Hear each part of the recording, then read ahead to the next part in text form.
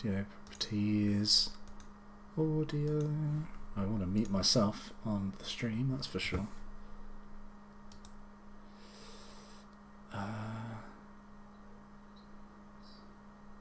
Audio. There we go. Okay, so I've got sound, and I want music in Roll20. Everyone should do a mic test just in case. This is mine. Mic 2. 3 4 3 4. 2 2. Akane in the house. Put it. Is that working? It's coming through on OBS, so I hope that it's transferring through. Yeah, it's working, apparently. Wonderful. So let's just do that music. Okay. So you guys find yourself in this room, and there's this vein of like these crystals, like similar to the ones you saw on the ceiling in the other room, and they're like glowing with magical energy. And there is, from within this room, this wind seems to be blowing constantly outwards. So as a meta point movement in this room, you're moving towards the crystals. You'll be moving at half speed, and everywhere there's like little arcs of lightning like shooting out and like coming out of the crystals and all over the room. And you've got these 3 bodies and then these 4 like winged creatures. 2 are like made out of ice and the other ones are sort of made out of like mist and smoke. They got like long pointed nose and jagged wings and claws. They're quite small, but they move to immediately attack you. So roll initiative. Gee. Oh no. And we're straight in. I've forgotten how to do the things. Where's Jenkins when I need him? Oh, don't I need to click on my little person? Yeah, token. Where is he? Oh, boss way rolling down. straight off the bat. Shazam! Why can't I select anything? So, Oh, there we go.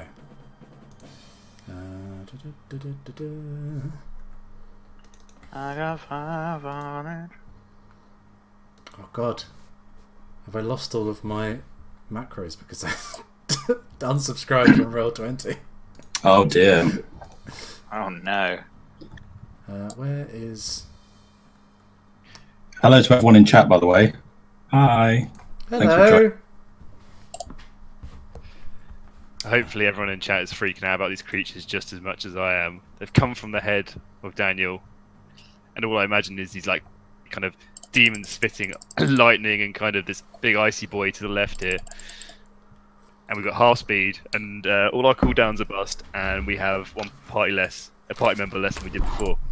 So I hope these suckers are cloaked in metal, because I will heap them up, because that's about all I can do. Let's hope they have vulnerability to everything. You can see there is no metal. Let's just hope one of them needs a coming of age ceremony. I'm the guy. Should we just re-roll and everyone just kind of have useful spells? Quick, marry me. Give me that extra D4. Quick, Get married. Lysander, marry us. So we get a +2 Goblin AC. boy of 9 years old and a 58-year-old human woman. I mean, Please. if anything, that's a too far. It's basically a bar mitzvah wedding. It's a coming of age marriage tale. Get both at the same time. Do they stack? I'm sure they do, right? Yeah, there's no mention of it not stacking, so why not? You So can I will come of change age, my get alignment, married. coming of age. I'll bless some water. Lysander's mate, I'll got like dedicate 50 different kind of ceremony outfits on, like some hats and some kind of dog collars and just And every yes, ceremony. And then when The you die, catering I'll will do a just be funeral one on you. place. Oh my goodness. Alright. So, I have to do this the old-fashioned way until I can figure it out. With the dice. Roll actual dice. What kind of savage Let me plays get out my Dungeons and Dragons with overpriced dice? gemstones. Okay, so as these things materialise, two of them like swirling out of the gas and smoke, and two of them sort of like just forming out of ice. first one to jump into action is Truffle. Yeah, the wind is blowing in your face, and you're in there's lightning everywhere. What do you do? Oh no, sorry, it's Akane. Sorry, I was looking at the wrong numbers. Good, that's convenient. Okay, so I'm there. I see these things materialize, and I instantly enter my denial stance. So this is my shield of denial. I'm using an action to enter it, and what it does is it basically enables me to have temporary hit points equal to my wisdom modifier, and I'm able to use my shield to make this badass kind of blast attack. So your shield is also a giant umbrella. Yes, so my shield in this case, because I'm very kind of like Asian themed, is a giant kind of umbrella. So I stick it into the ground and I pull it up, and as I do it, it kind of opens up, and this is big kind of obsidian material on the back side of the top side of the umbrella, and instantly kind of I start to get this mist rise from my kind of skin, and then kind of my posture improves, and I just look kind of almost like healed and much more healthy. And I look to my left, and I'm worried because I can see little Truffle with this beast to the left of him, but I'm also concerned looking back over the right. So I'm going to shield blast the one to the back. Actually, no, I'm not. I'm going to face off, and I'm going to shield blast the one next to me in the hope that I can kind of taunt these creatures to attack this big kind of metal shield. Taunt, huh? I can't use taunt yet. Don't taunt me with the fact I can't use taunt, DM. So charge shield blast. Do it. Done it. They have. Let's see here. Do they have resistance to everything in our arsenal? Yes, they do. They have 11 AC, so that hits. Awesome. So yeah, I basically kind of point it at this one to the south of me, and I just give this scream, as I just kind of unleash this mist going off my skin, kind of like comes down, and it kind of rolls up the staff of my umbrella and kind of just ejects out in a cone in front of me at this kind of beastie to the south. Okay, how much damage do we take? Man, Roll20's changed. What's going on? 12 damage. So confused. Okay, yeah, so you can see your blast has a pretty significant effect on this creature. Like, shards of ice and like chunks like fly off of it, and one of its wings is like cracking, and it's like screaming in your face. It's still alive though. I scream in its face. Ah! Ah! Okay. Anything else from Akane? I just yell back quickly if I can. Get behind me to the others. Awesome. Okay, next up is Truffle. So Truffle, not being a natural born fighter, hand actually pulls straight down to his right hand side and pulls to the flute. Just the kind of overwhelming fear to a certain extent of creatures that he's not necessarily been used to dealing with. This is his first day in battle. Pulls to the flute, and sort of a wave of calm sort of falls over him as he touches this flute and brings it slowly to his lips. And as he starts to play, the three creatures, one to his right, one directly at an angle, and the one closest to Akane, start to shake a little bit, and I'd like them to all make charisma saving throws, please. And they are I cast Bane on the creatures. Oh, okay. What sort of save is that? So that is a charisma saving throw to beat 15. All right. Let's see. Should they fail it, they must take a d4 and subtract the number rolled from each of their attack rolls or saving rolls. I'll do left to right. First one succeeds, second one fails, third one fails. Okay, so this one and this one. Okay, I will mark with a 1 by a kind.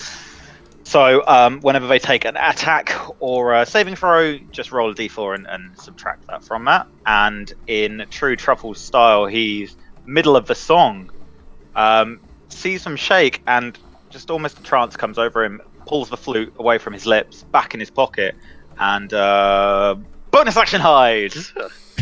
Where are you hiding right now? Just behind behind Orin.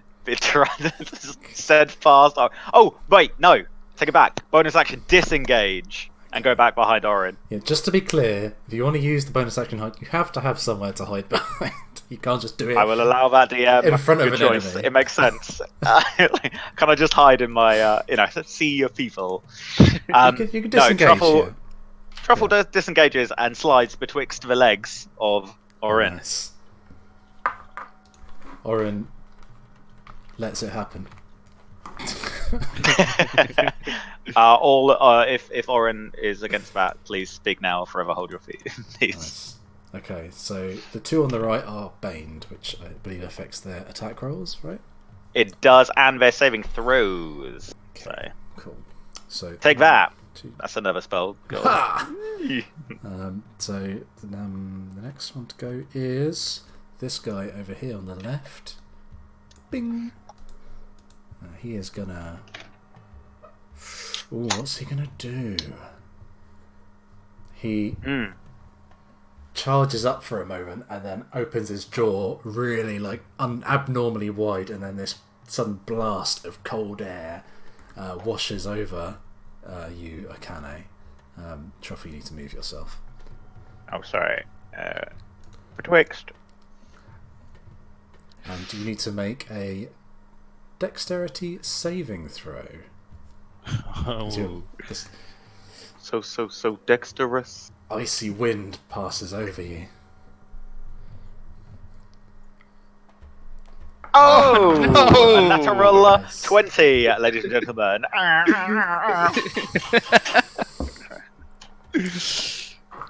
So yeah, I guess that Akane is ready for it, and she just like gets her shield up in time, and this air just like disperses around. Has no effect. Awesome. And like, I can imagine my kind of like hair kind of brushes back, a bit of frosty tips. Yeah, like just like a patina of like frost across your umbrella. Yeah. Straight Miami Beach Awesome. ready. Yeah. Next up is the other ice one, who is going to take a claw attack at Akane, which Bring it on. is natural 20. Yeah, that minus 4 doesn't really count then, does it? 18 AC. Well, if the 4 would make it miss, Not on a natural. actually, I think you'll find. No, it I would, don't know why I'm it questioning would still hit. the all-powerful It'd be, Oz. it'd be 22. So, okay, so that is 4. Oh dear! Oh dear! Stop rolling dice, please. Maximum damage. So that's 9 slashing damage and 8 cold damage. Yikes. Claws, and you're busy blocking this other one, and it rakes across you with these icy cold. You feel it like as the wounds appearing in your skin, you feel it freezing. Ooh. Okay, and I'm screaming out like, ah! Yeah. Okay, so that's 9 and 8. So, Yeah, 17 minus the 5 because I've got temporary hit points. That's 12 to my actual health. -1 because you reduce everything by 1, don't you? Oh yeah, my unrivaled resilience because I'm a badass.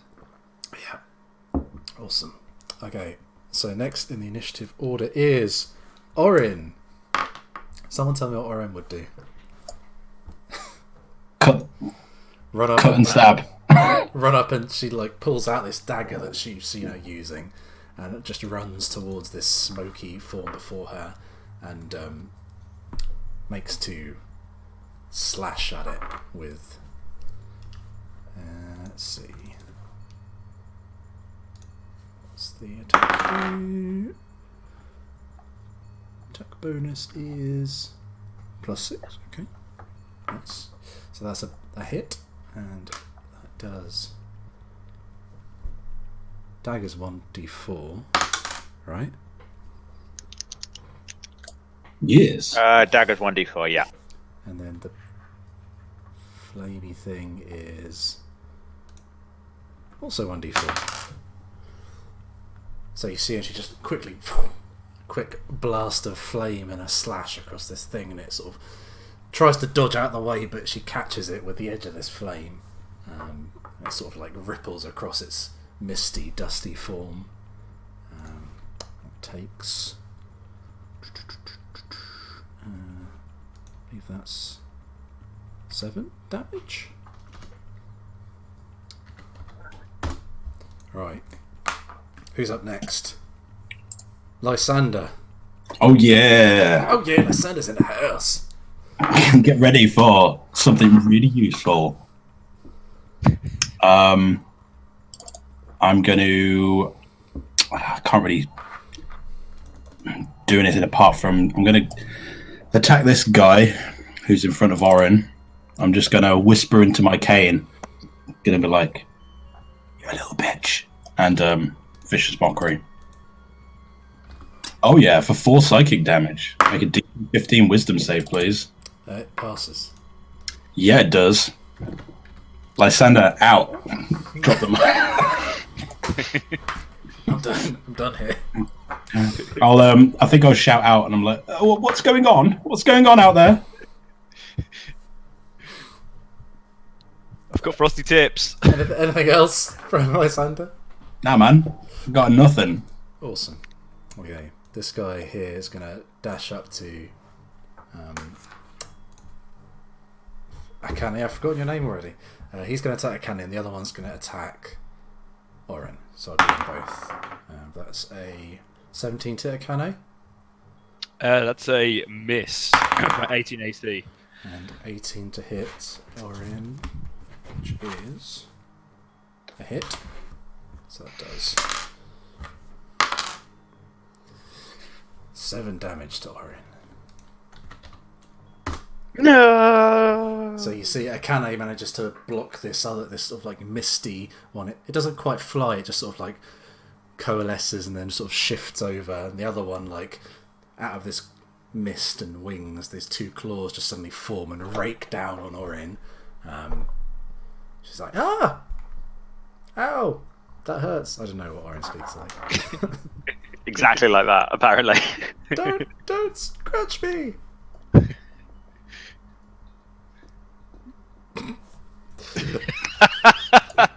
Perfect, man. Work on Orin's character development. Perfect. Oh man. It's like some method shit right there. I'm And the Oscar. Game 4. Don't scratch me. Don't scratch me. okay. We're back to the top of the initiative, which is Pretty sure Akane. Orin had a Jamaican accent, right? Look, if you want to play Orin, you can do a Jamaican. No chance.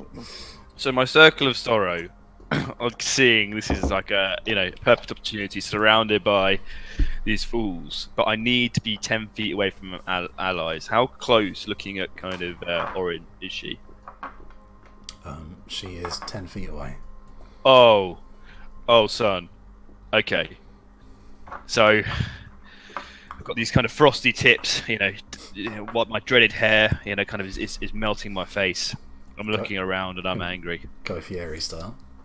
Kind of. Play your town. Marinade, mofos.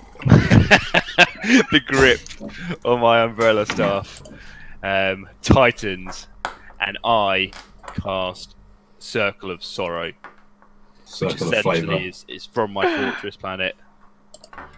Well, I realised I forgot to Bane on that attack on Orin, which actually would have made it miss, so I'm going to take back that damage that she took. Banay.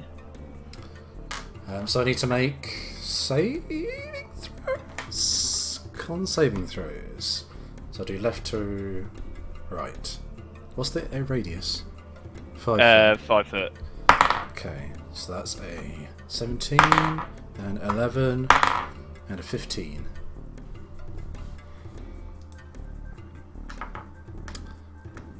And the DC is 15, so it's a save, fail, and a save. So we have 3 damage on the left one, So, what does the Circle of Sorrow look like when you do this?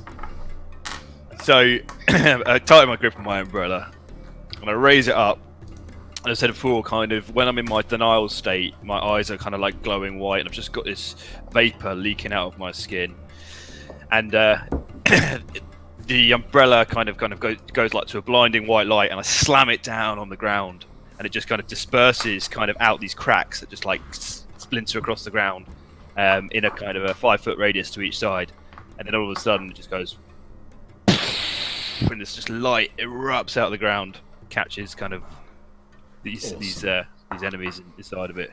So yeah, the two that are like this sort of misty, dusty forms manage to sort of just about get out of the full damage of it, but this icy one gets hit by the full blast. You can see cracks running all the way up its body, and it looks like it's sort of like barely like able to keep itself aloft at this point.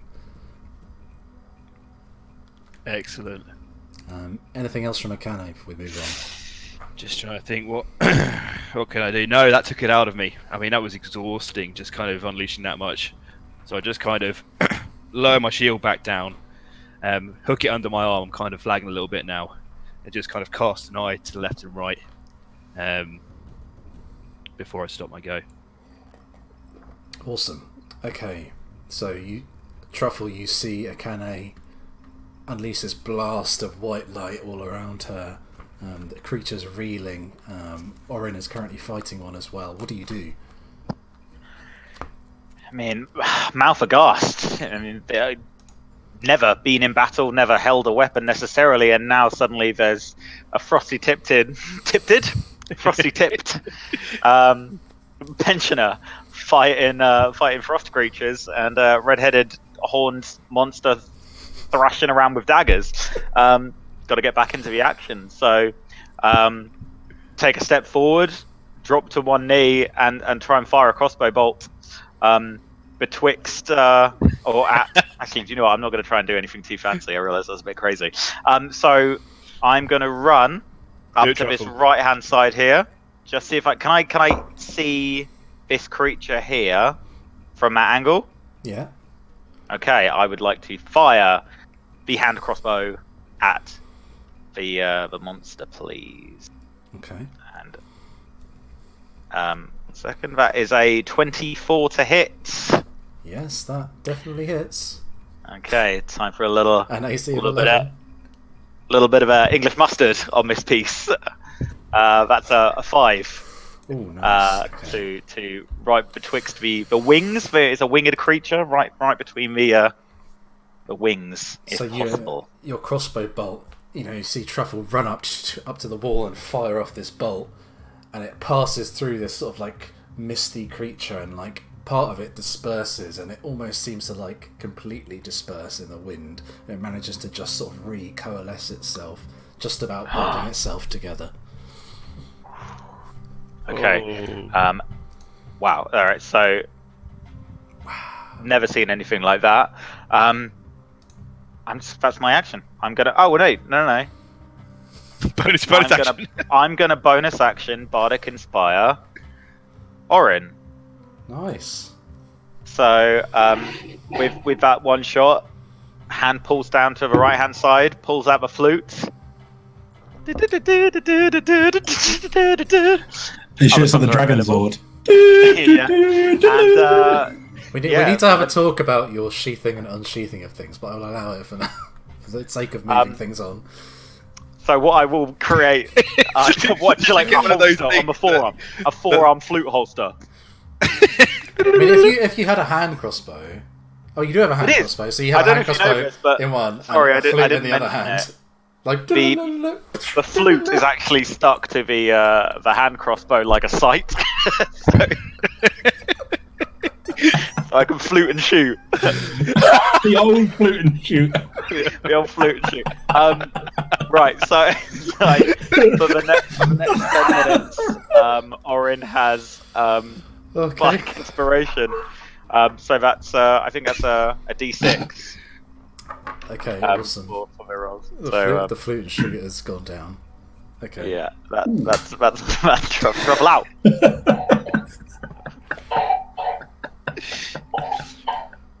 Who's next? Oh. We've got a number 3, which is this one, who is going to float over next to his buddies and try and attack Akane. And it's both of the ice ones, actually, so I'll do both of them together. That is 14 and 15, which I believe both miss, right? Yes, both miss. Okay. So you see them coming, and they're all 3 of these things in front of you, like trying to claw at you, and you're just like batting them away with this huge umbrella shield thing. Oh, that's awesome. I can just imagine their claws as well, just like slipping over the top. It's like spinning plates as I'm kind of like, Yeah, they're like the little hands are like sliding off the edge of this big like stony umbrella thing. Who's next? It's Orin. She is gonna continue what she was doing, which is attacking this thing. That is 9, so that is gonna miss, unfortunately. Bardic Inspiration. There you go. You can use it if you choose. Boom! Now it hits. Yeah, it does. So bardically inspired right now. So that's... what is the damage bonus on her? +4. So that's 9 damage. So yeah, she sees the crossbow bolt fire through this thing, and she hears some kind of familiar melody from her youth, like maybe from when she was in the monastery studying that's something you guys don't know what she was studying, but she remembers, and it's a song she's heard before, and it's familiar. She's not quite sure how it's coming from Truffle, but it is, and she feels inspired and just lashes out with a huge gust of flame, and when the flame is gone, the creature is evaporated. There's no longer there. Ooh, tasty. Wow. Owen Wilson, wow. Wow. Keanu Reeves. Whoa. And then she's also going to run up to just try and assist Akane, basically. Lysander, you're up. What you going to do? Something useful, I'll tell you that. It's time for a ceremony. Marry me, Lysander! Do you require assistance? I'm going to poke my head in with my little cane, like, oh dear. And I'm just going to point it out at this guy. I was about to point at my screen then, like some kind of idiot. Point at this guy, this fucking guy, and just give a little command word in Elvish. Expelliarmus! No. And I'm going to fire my black bolt at it. Reducto! That's a 10. My goodness me. I'm off my game. AC 11, unfortunately. mean- I think maybe it's like because there are so many targets together and you're trying not to hit the Akane. You're like, and you just fire it. You know, it just sort of skitters against the wall. And... It's like, I can't. That was your fault. Get down. Get out of the way. I can't hit anything. I just turn back and I just give you this dirty look, as in, like, I know it wasn't my fault, but I really don't have time right now because these things are like just kind of clawing over the top of my shield. Got these frosty tips that were melting. There's water in my eyes. There's soot running down into them. I just give you the shittiest look ever. I'm like, Oh man, I'm not having any of it. frosty, It's your fault. tips. Where's Jenkins when I need him? And then I will. I'm just going to do nothing. I'm just going to look at Truffle and just be like, what am I supposed to do? She's in my way. Off you go. I think everyone seems to be doing fine, all right, without us. Exactly. Leave them to I it. don't know why I did your accent, but God, golly, oh my. Goodness me. Golly! And that's the end of my turn. Okay, cool. Useful. So the last one in the order is the last misty, like dusty one that's next to Akane and Orin, and it sort of hovers for a second and makes some like strange sort of like movements like this, and then cast something on Akane. And how much HP do you have? Hopefully enough. So I've got 26. Oh, total or right now? Right now. 26 plus 5 temporary, so 31. Stop rolling dice, please, Daniel. Belfort Meat Market. Oh. You feel like you're in the middle of fighting and you see this thing dancing and your eyes begin to fog over, and you feel for a second like you're just about to doze off, and you're like barely keeping your eyes open, and then you sort of shake it off at the last second and manage to keep yourself upright. Oh, it's just like, ugh. Yes. It casts sleep on you, in case you didn't notice that. or drunk. I was like, ooh. Ooh. Yeah. Yes, maybe, Don. You'll never know until I get a dice cam, which I might not ever do. Okay. What's the fun are in they that? not trusting your rolls? Is that what they're saying? Yeah. Who are we back to? So we're back to Akane now. Back to the top of the initiative. So you just like this thing tried to cast some spell to put you to sleep, but you managed to maintain consciousness. Yeah. Excellent. What do you do? It's your turn. Oh, it's my go. Oh, excellent. So yeah, kind of. I just wake up, and I'm angry at this thing. How dare it try to put me to sleep? The only things I let put me to sleep are a kind of a big night out, or an exhausting day. So I just point this big, as I come back round in this arc, I just point this kind of shield at him, and again the light just coalescing off me rather than kind of funnel down into the ground like a circle of sorrow. I just kind of unleash this light in its face, screaming at it kind of as I do. That's my charge shield. Ooh. Does an 8 hit? That is a natural one, my friend. But does an 8 hit? Yeah. Unfortunately, no, it doesn't hit. Foggy brain. Foggy brain.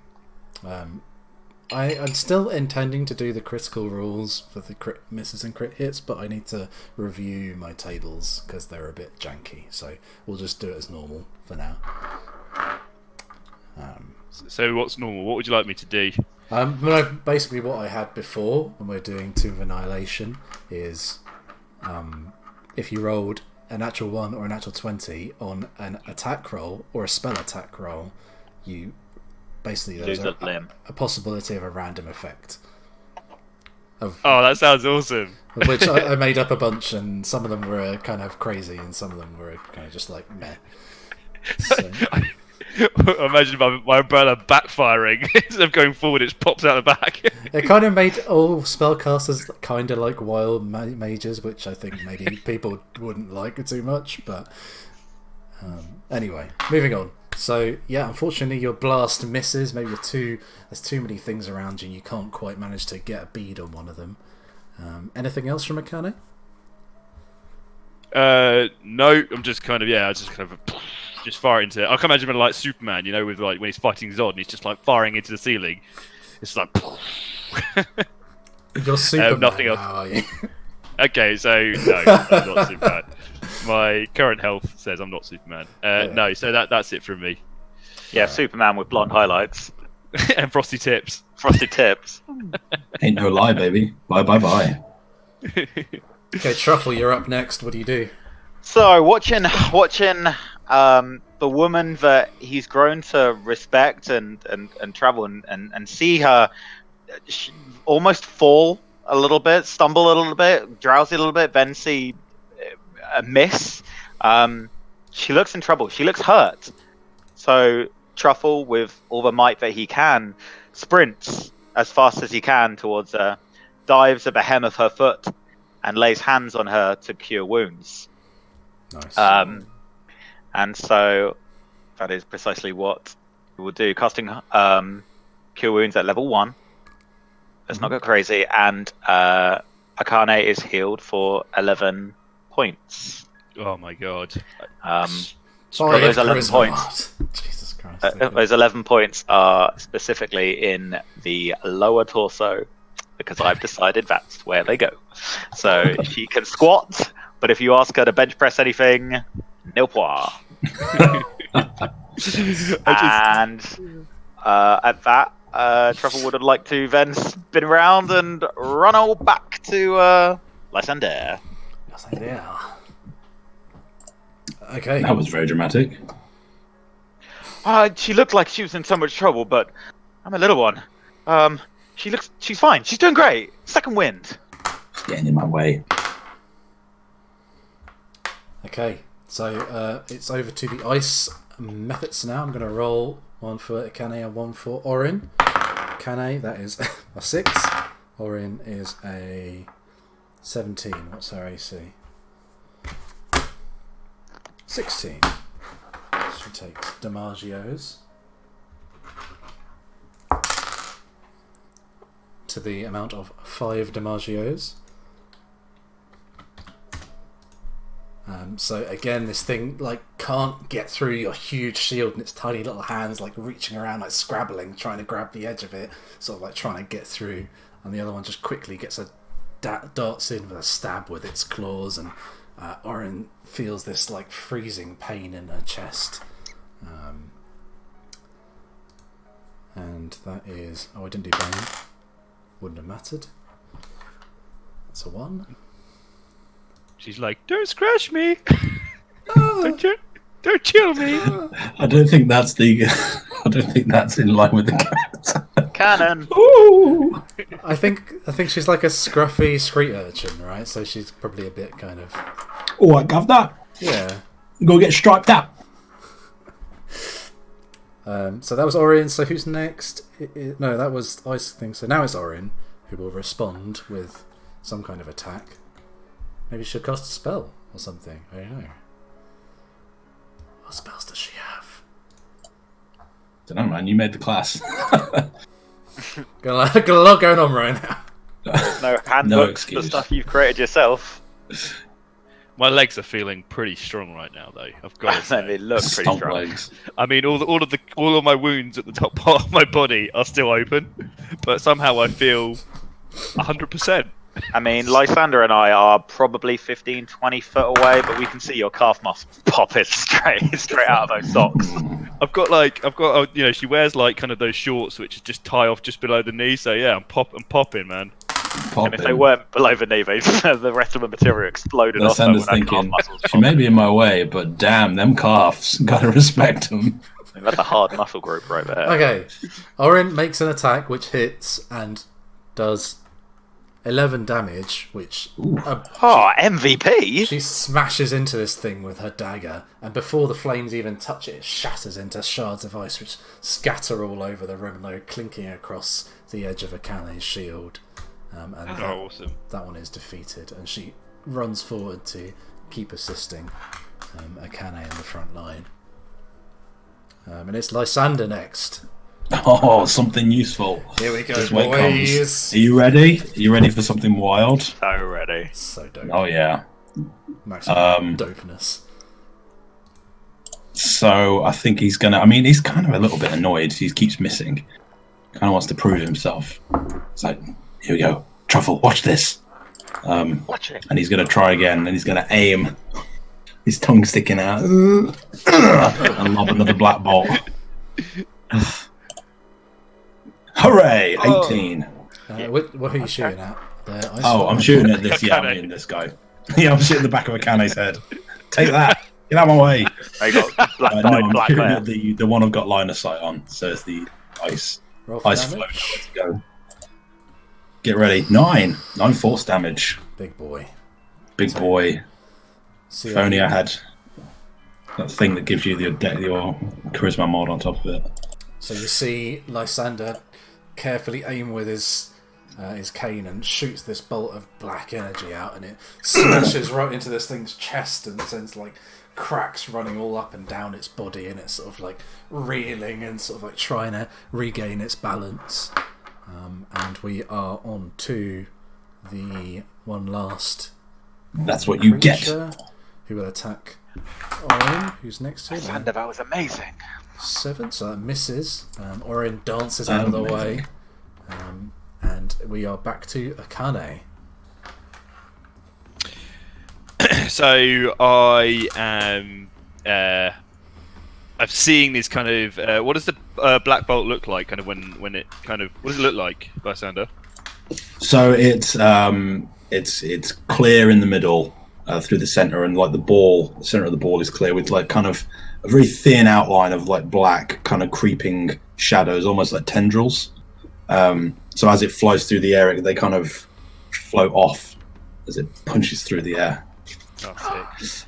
So I see this thing then explode with this kind of black flame as it like, and I try to capitalize on it. So I immediately just swing my shield over and try and smack it. So I just attack with my shield. So shield bash. Oh yeah, that's a paddling. Do you not do strength as well? No, I've got no strength. You got no strength? No, Yeah, I'm a very wise. I'm definitely not min-maxing, but I'm very, very wise and very tough and hardy. So you just sort of give it a big push with your shield. Send it sort of reeling backwards as this black bolt hits it in this flurry of blows, sending shards of ice skittering all over the room, like the wind still blowing through, and these ice sort of maybe like all the way back to Lysander and Truffy. You see some of these little tiny sparkling shards of ice like flying across your face and your clothing. That still only counts as one. Here we are next, and we're on to Truffle. What do you do? I actually spin Lysander around as I run past, and decide to charge this one. Here, pull Lysander to one side as I'm pulling out my rapier. Yeah, that's right. There's weapons galore in this one. Flutes, rapiers, hand crossbows. Bonus action, pull the sword out. I drop the hand crossbow just before. It makes me feel better. Okay. And go for a lunge, a rapier lunge, if you will. And I rapier hit for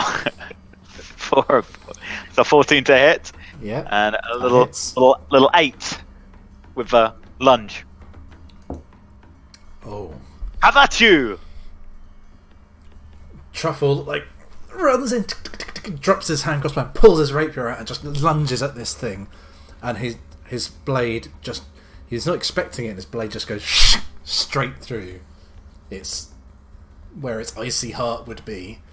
And it just stops moving, and cracks start to just form over its body, and then it just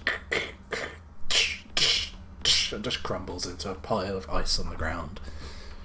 And still with rapier drawn, slowly back away and crouch to pick up the hand crossbow, and just stand there, hand crossbow in one hand, rapier in the other.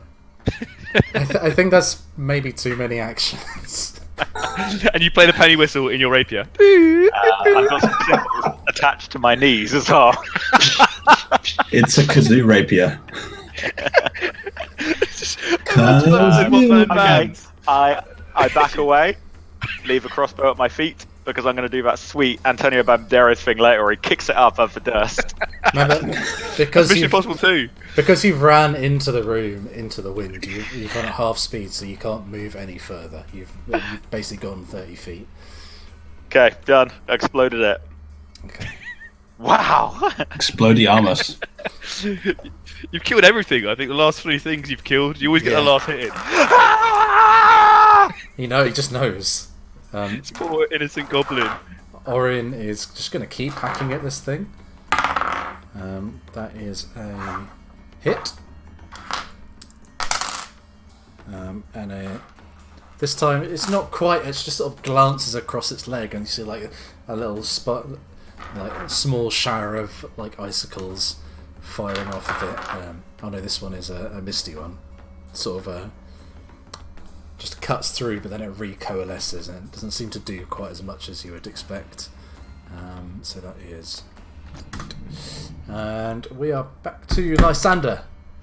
Oh, you know something useful is coming up. One enemy remains in your midst. Truffle, that was marvellous. Thanks. Teach me how to do that. Point with the sharp end. Sticking with the sharp end. Oh my. I'm going to look at the guy remaining, and I'm just going to whisper into my cane seductively. It's your turn to die now. Give it a little vicious mockery. DC 15 wisdom save or psychic. 19. What? They're so damn wise. It's so wise. I'm gonna pretend like it went off. I'm just like like a crooner. That was definitely moved. Well done. It's weakened now. Don't worry. I've got it all in hand. Magic. Flick my hair. Yeah. Haha. And then I'm gonna step backwards into the alcove. The shadows. Yeah. It will attack Orin. 19. Orin takes a further 8 damage. This thing claws it again. This sort of it's like misty dustiness, and it just forms into a pair of claws that just rake across her. And like Akane, you see some blood like dripping down onto the floor from Orin. Who are we on to? Akane, it's your turn. What do you do? So I'm concerned. I'm not, because that instinct in me just kind of wants to look after her. I know she's a badass fighter. You can see that she's bleeding, but she doesn't seem concerned. Oh, okay. But I also know what she is, and I've kind of from tales of past. I know you probably know what she is. Yeah. But I'll keep that to myself for now. And so kind of I swing my shield round, still in denial stance, still leaking this kind of light, this white light off me. Eyes just kind of glowing white, and I just kind of point this shield, kind of hift it over, and scream as I kind of unleash a shield charge into what I think is its face. I can't tell. Yeah, you can't quite tell. It's like shifting and moving. 26, yeah, that'll hit. They'll do it. Boom. I didn't misfire on that one. Ooh. Describe how you destroy this strange mystic creature. Oh, okay. So, as I say, kind of when I use my charged shield when I'm in my denial stance, which is like my tanking kind of aggressive attack stance, it kind of the light just kind of wisps off me. But whenever I charge my shield, it's almost like it sucks all the light off me, channels it up kind of these runes on the inside of my umbrella. Glows and just kind of fires out, and all you just see is this big like light in front. The back of the kind of wall just gets a bit heated or whatever, and this thing just I don't know evaporates. I guess like there's just nothing left after the light fades down. Okay, cool. So yeah, that's dead, and that is the end of that combat. Well done. Truffle takes the opportunity to pick up his hand. And put his rapier back in its sheath and place the flute back in his pocket. I imagine you taking it apart like a and then sits down on the side of a wall and has a little cry.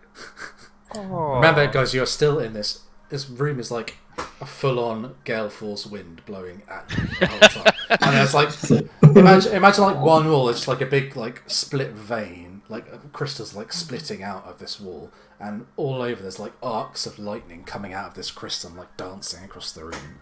And then there are the 3 bodies which are still on the floor. I don't think I'm ready for this. I'm going to shout in. Can we retrieve the bodies?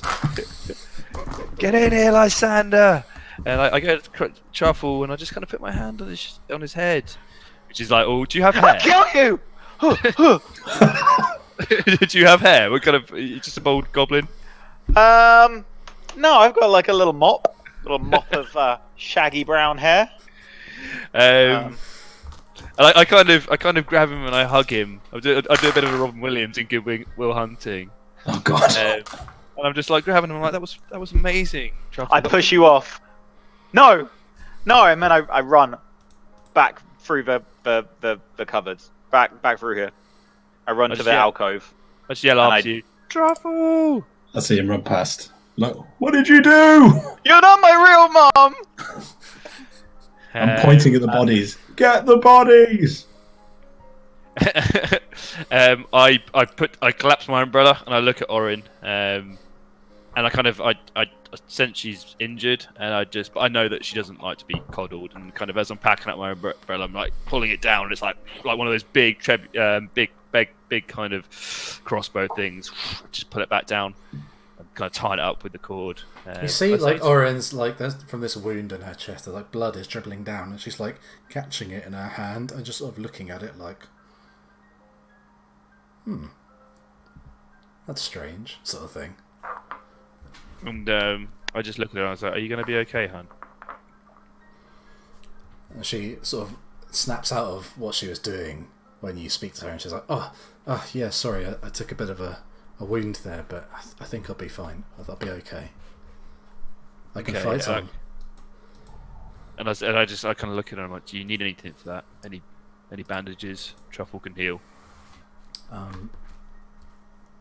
She thinks for a minute, and then she's like, "Oh, yeah, that would be really helpful, actually. Yeah." Okay, so I root into my kind of backpack, which I think I dumped by here, and I kind of go rooting around, and I'm moving out these schematics out the way, and just kind of generally being very disorganized. Kind of I'm pulling. The bag falls over, and torches fall out, and I know kind of we're in this cave, and the wind's kind of blowing, and some schematic gets blown off and down to the kind of what was the cave? In the face. Yeah, okay, yeah, it flies around the corner, and I find some cloth bandaged, and I kind of just rip it. It's like made of bamboo.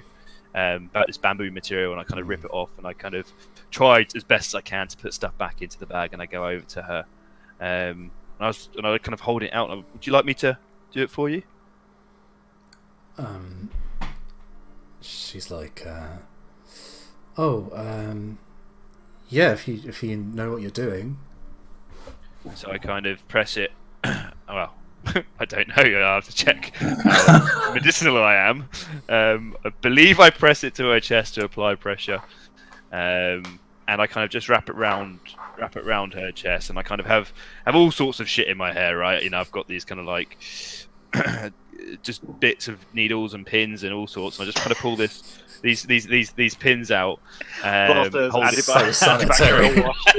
I've got an IV in there, hook her up, my defibrillator. And I kind of just pull this pin out, and I kind of attach it, and I bend the pin over to keep it secure. Mm-hmm. And I leave it at that. Roll a medicine check. If you roll a 1, are you going to strangle her? I'm gonna lose a limb. Let me wrap up your stomach. She gets sepsis. I'm so wise. That's sufficient, and you're doing it, and it's not like the best job you've ever done, but you sort of wrap it around her shoulder and around the torso, and like where this wound was, and you can see that almost immediately the blood seems to stop coming out. It like stains it a bit and then just stops. And she's like, "Oh, thanks, you did a really good job there. You must have done this before."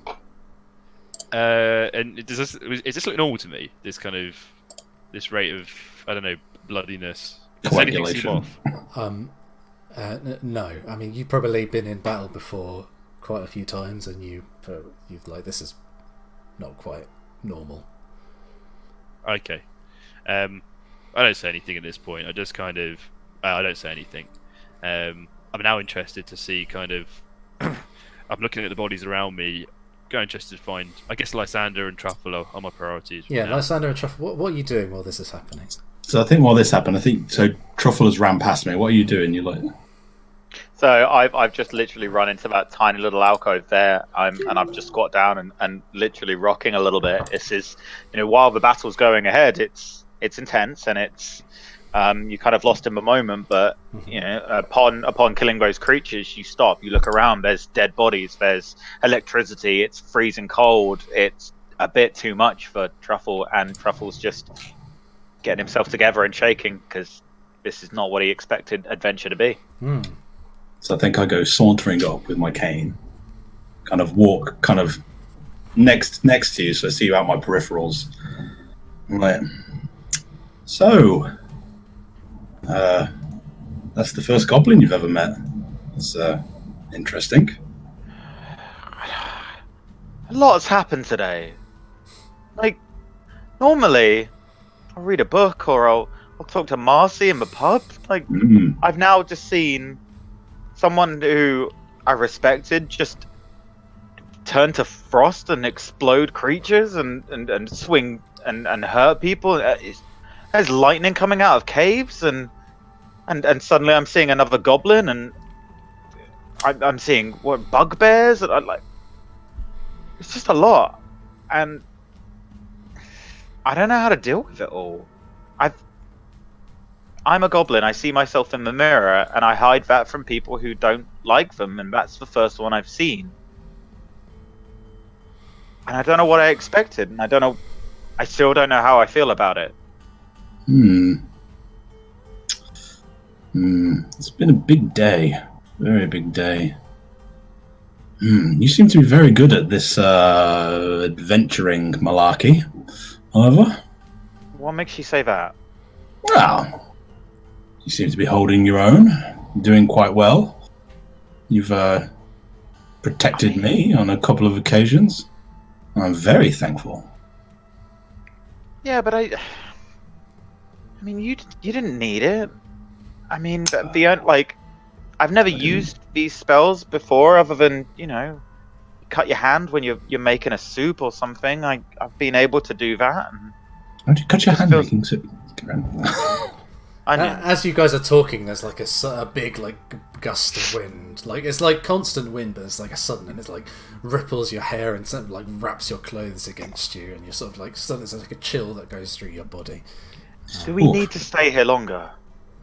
Well, we found the bodies. Yes, we found the bodies, but yes, let's see let's maybe investigate what killed them, and we can see if we can get out of here quickly. I'm sure Jenkins is worried sick. Absolutely worried sick. Poor Jenkins outside on his own. Poor Jenkins, okay. But and I'll kind of walk up and like kneel down and just offer a hand. And I'll just wait for you to... Gingerly, I'll sort of physically shake my head a little bit and... Okay. I'll just take your hand and stand up with you. Just say, people like us, Truffle. We need to stick together.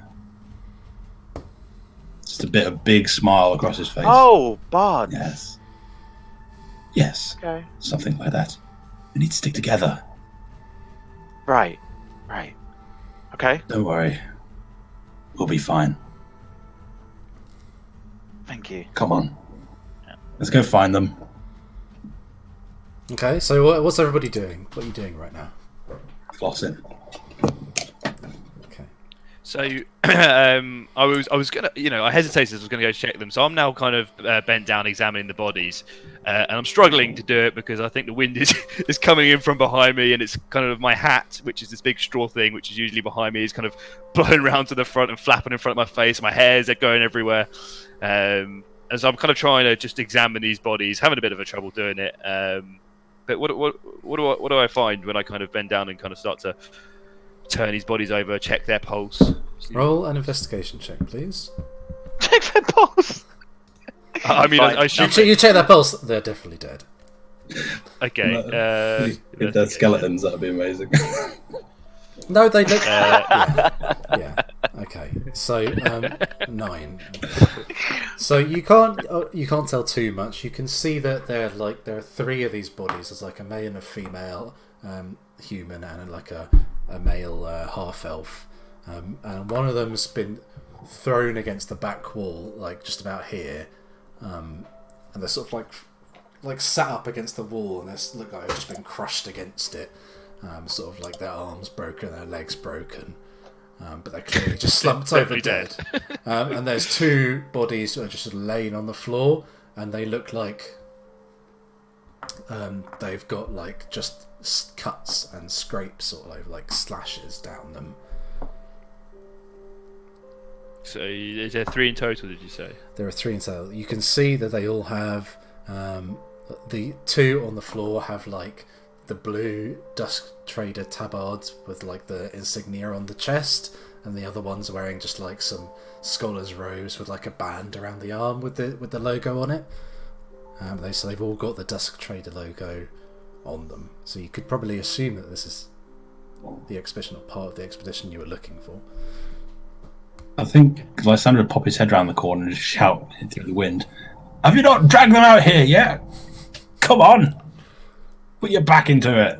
Orin looks to Akane like, what should we do? Sort of thing.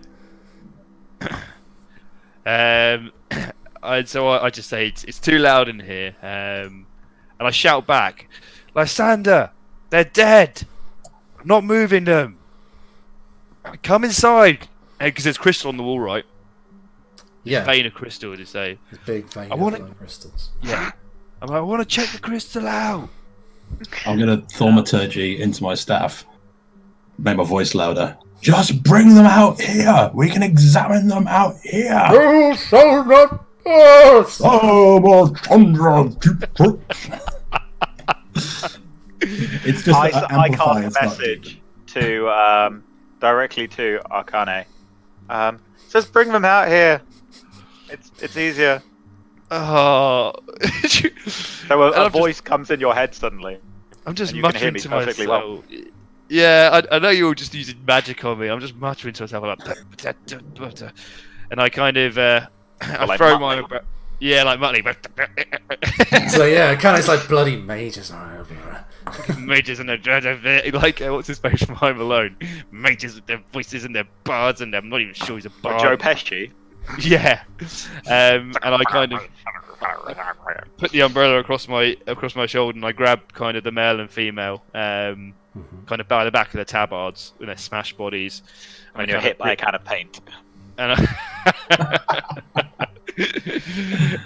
I take them round the toy cars on the floor, and I carry them through to Lysander and Truffle, and I put them down gently, and then I go back for the half elf, who I assume is the mage.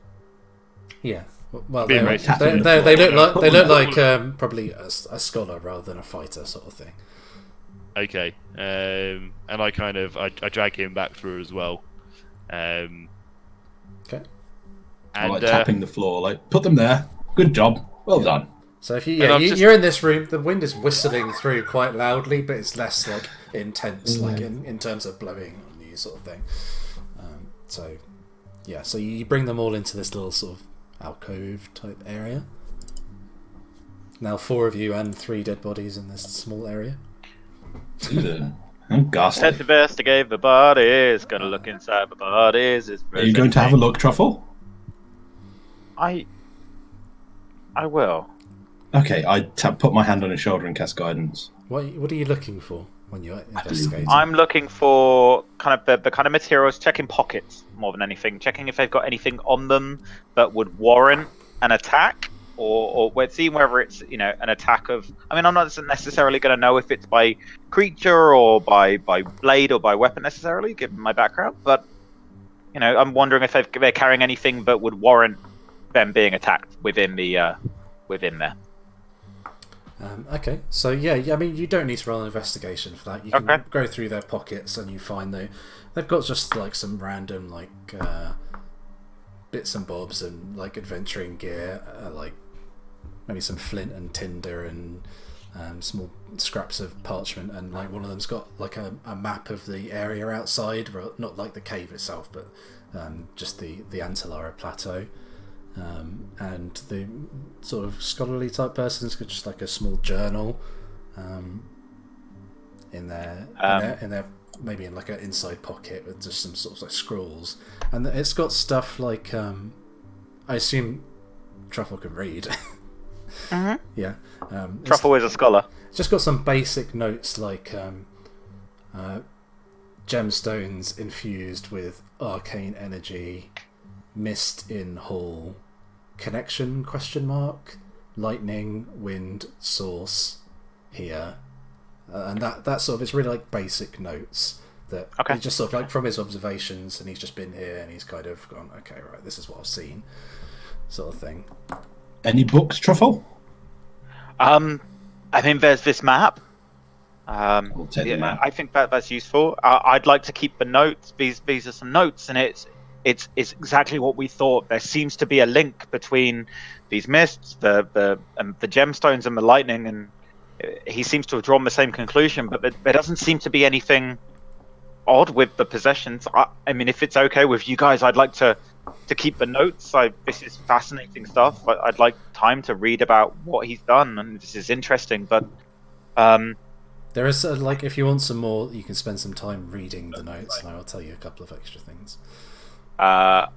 not right now. I think I'm going to pocket it, and I will. I think Truffle will read it a little bit later potentially. But on a quick skim, if you were to just quick skim it, there's what you mentioned, right? Kind of the. He's just like he's like about crystals and lightning and arcane energy and strange cave, constant wind, unknown source, sort of thing. Okay. I don't think he knows. So did you mention a diary?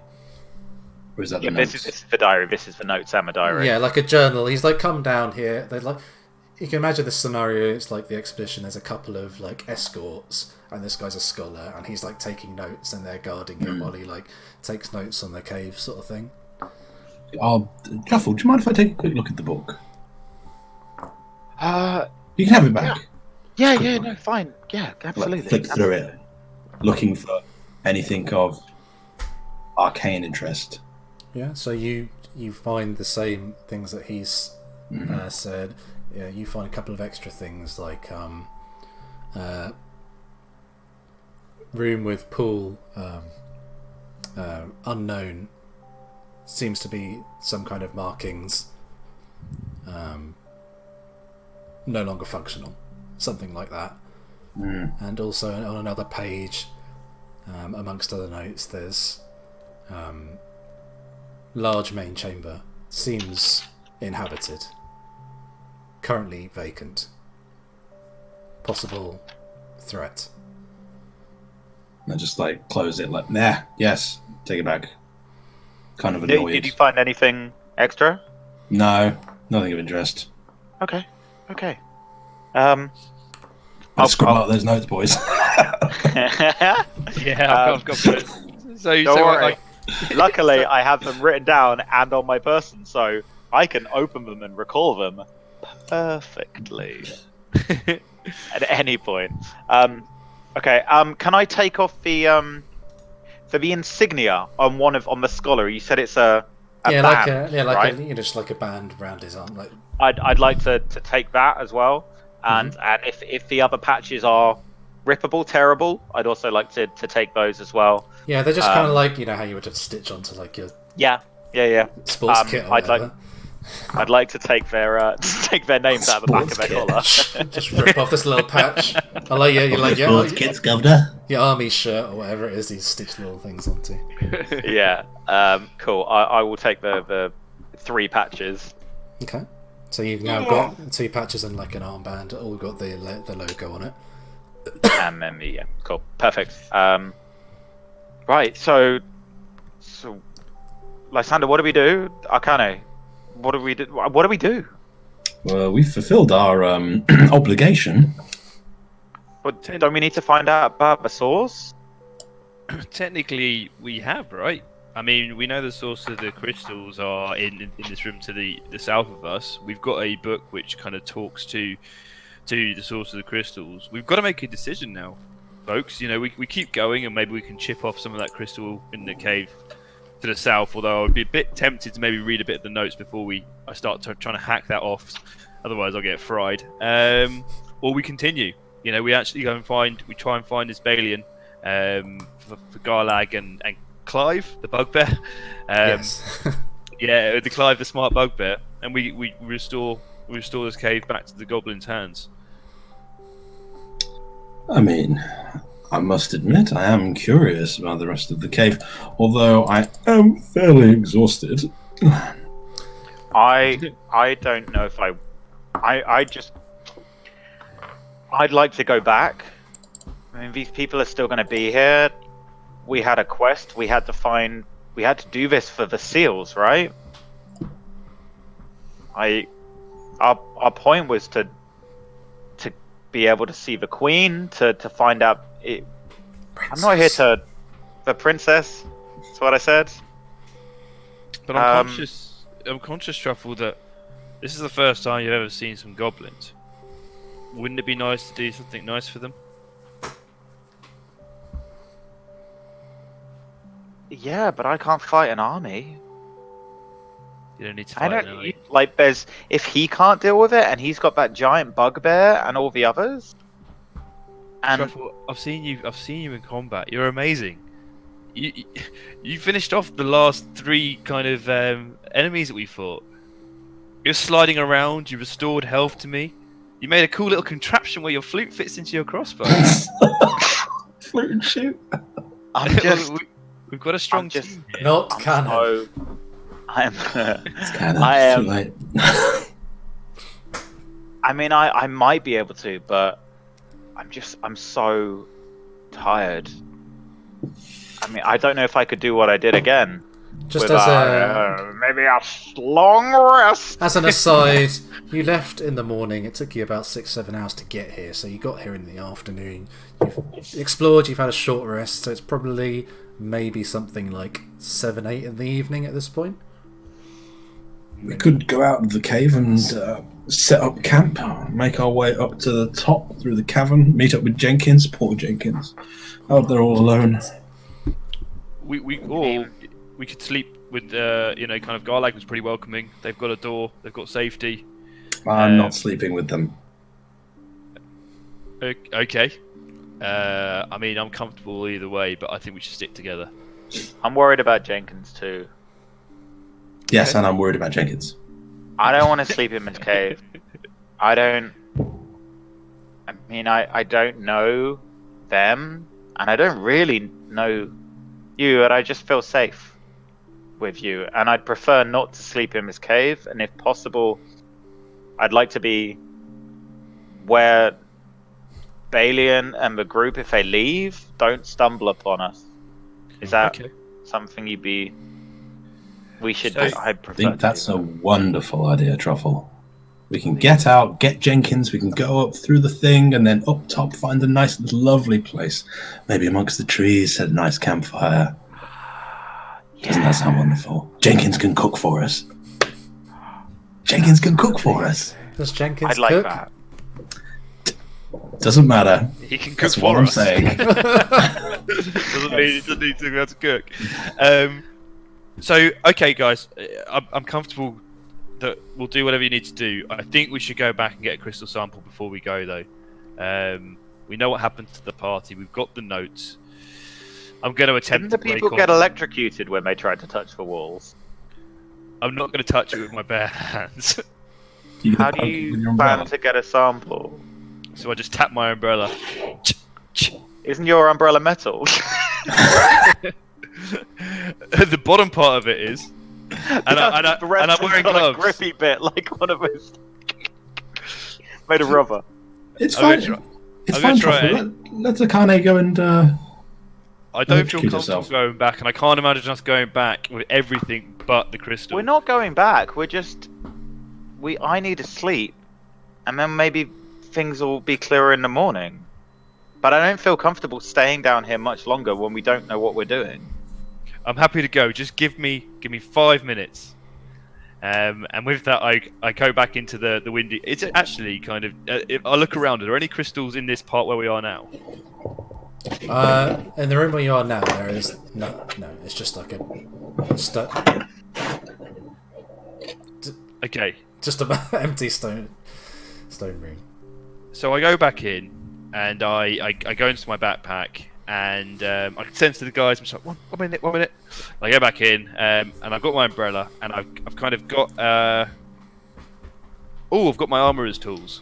So I kind of go into my bag and I take out a hammer, which has a wooden handle, and just in case, I wrap the rest of my cotton bandage around the hammer, and I kind of hold it, and I walk over to a. Can I see a patch of small crystal, or is it all just like one solid wall? No, it's like, imagine it's like a big, like several, like 10, 11 foot long gash in the wall, and it's just like as though they burst out. Sorry. Like huge. Like, Sorry, Dan. and rather than crystals, they're more like gemstones, kind of like diamond, sort of like ruby type things, you know.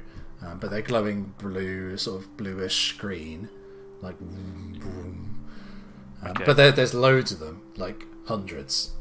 So I go to strike one that I see. It's probably about kind of, I don't know, half a foot, about foot in length, just to see if I can crack it off the wall.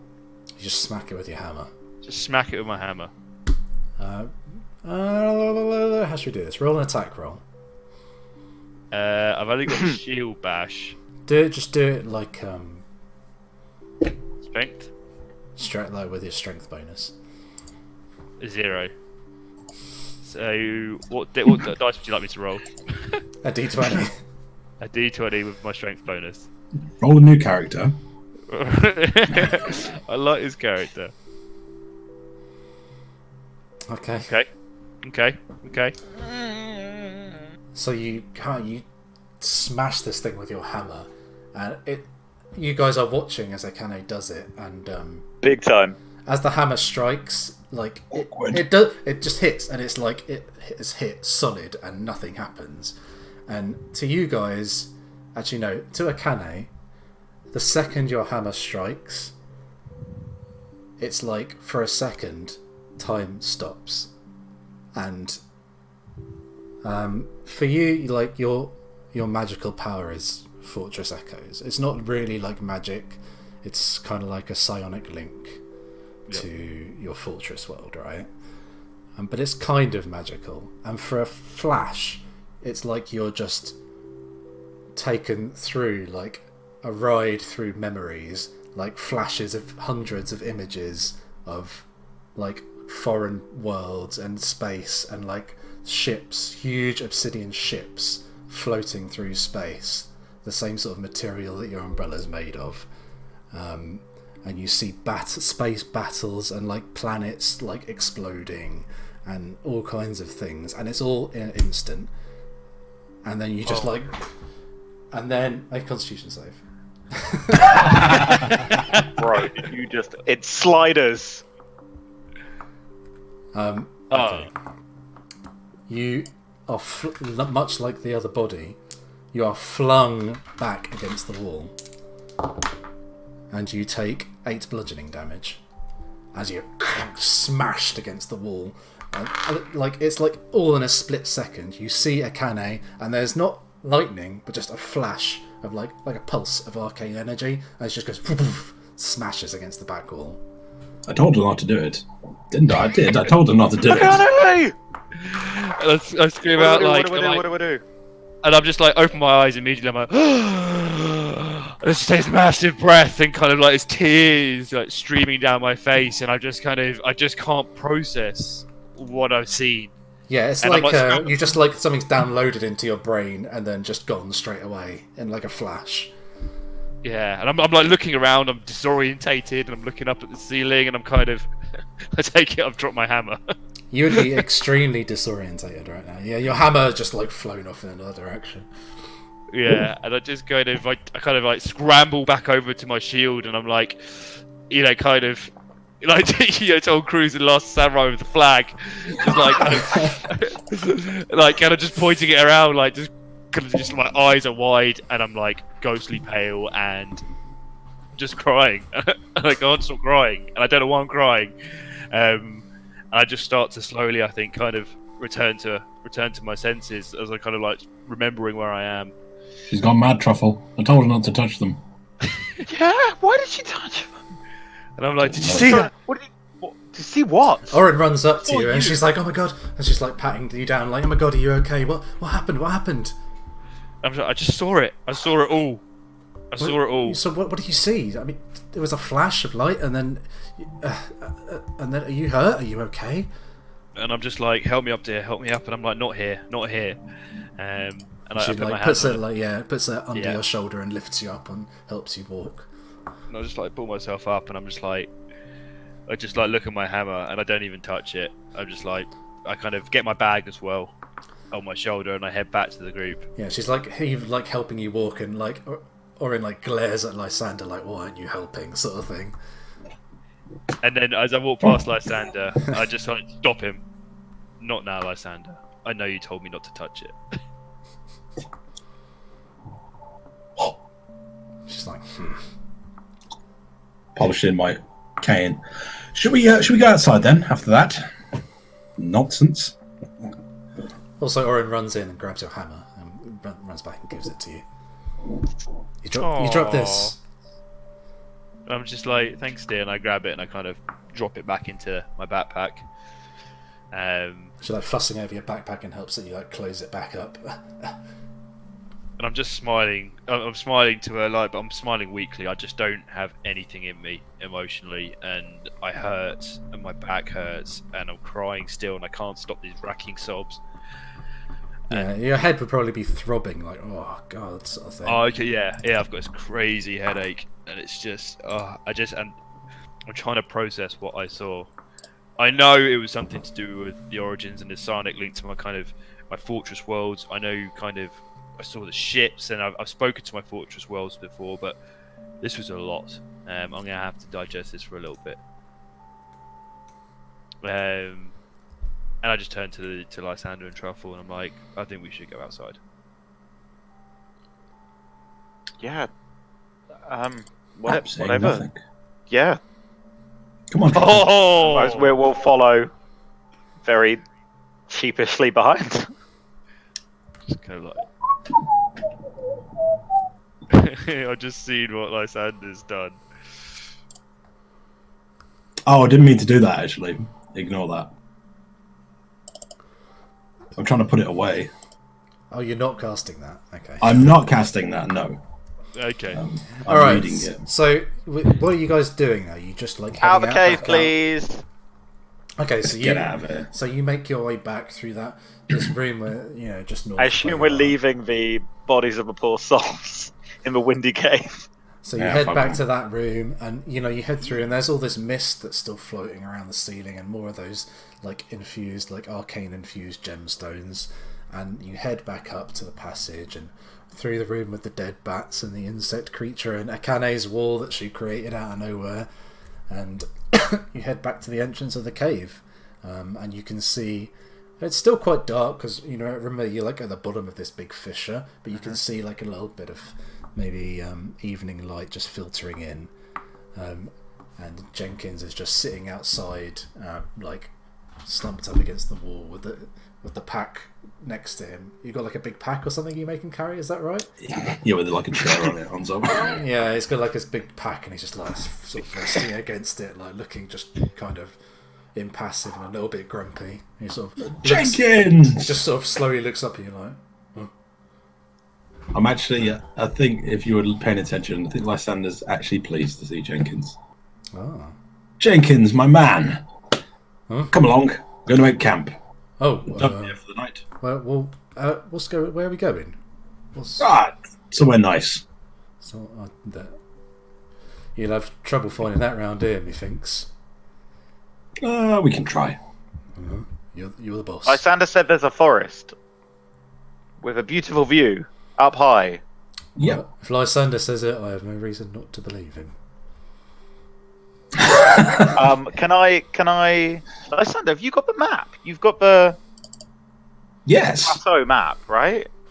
Yes, I do. I unfurl the map and show it. It's pretty basic. Like it's got like, so you've got Viazzo where you came from with the Dusk Trail heading up north, and then to the west of it is like a big expanse. It's like Antilara Plateau, and there's like cracks, like really like shoddily drawn. There's like you remember you saw like a tower, and it's just like marked with like a dot, and it's just like arrow, and then tower, and then Wow. Really and then helpful. then arrow, and then Butlins. whistling chasm. Caravan parks. And it's just like a winding road, but it's basically the road that you followed, and there's not really that you can see anything else. You can see like on the eastern side of the plateau the topography is more like hilly, but obviously where you are it's just flat with these huge like fissures and chasms in the ground. And the map kind of reflects what you've seen, which is it's pretty desolate and empty around here. So where do we go, Lysander? We're in like isn't it like a caverny thing, like Yes. the outside of Chasm, the right? So you remember you So you came in and it's like it's a fissure, and you just descended down. It sort of winded down, and you got to the bottom, and obviously there's a fissure above you, and it like forked off in two directions, and then there was a cave like directly in front of you. So if you were outside of it, come out of the cave, there's a path going up and a path going left and right, just into basically deep darkness. Can we retrace our steps? Yeah, you guys know you went just straight in, so you could walk straight back up the ramp. So yeah, let's go straight back up the ramp. Okay. Get that sweet ramp map out, Dan. That's the ramp map out. Okay. I think probably at this point might be a good break time. So Dan can build the map. No. From scratch. Because Ramp. before we start a whole another whatever happens next. Cool. And it's at this part of a section where we do the Q&A. Smash that like button. What does everyone feel about it? Is everyone having any snacks? I love This Belleville Meat Market, our sponsor. Delicious Okay. meat in a cup. Okay, guys, 5 minutes back here, and we will continue.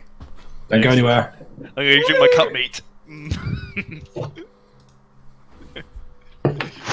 Are we break? Is this the break?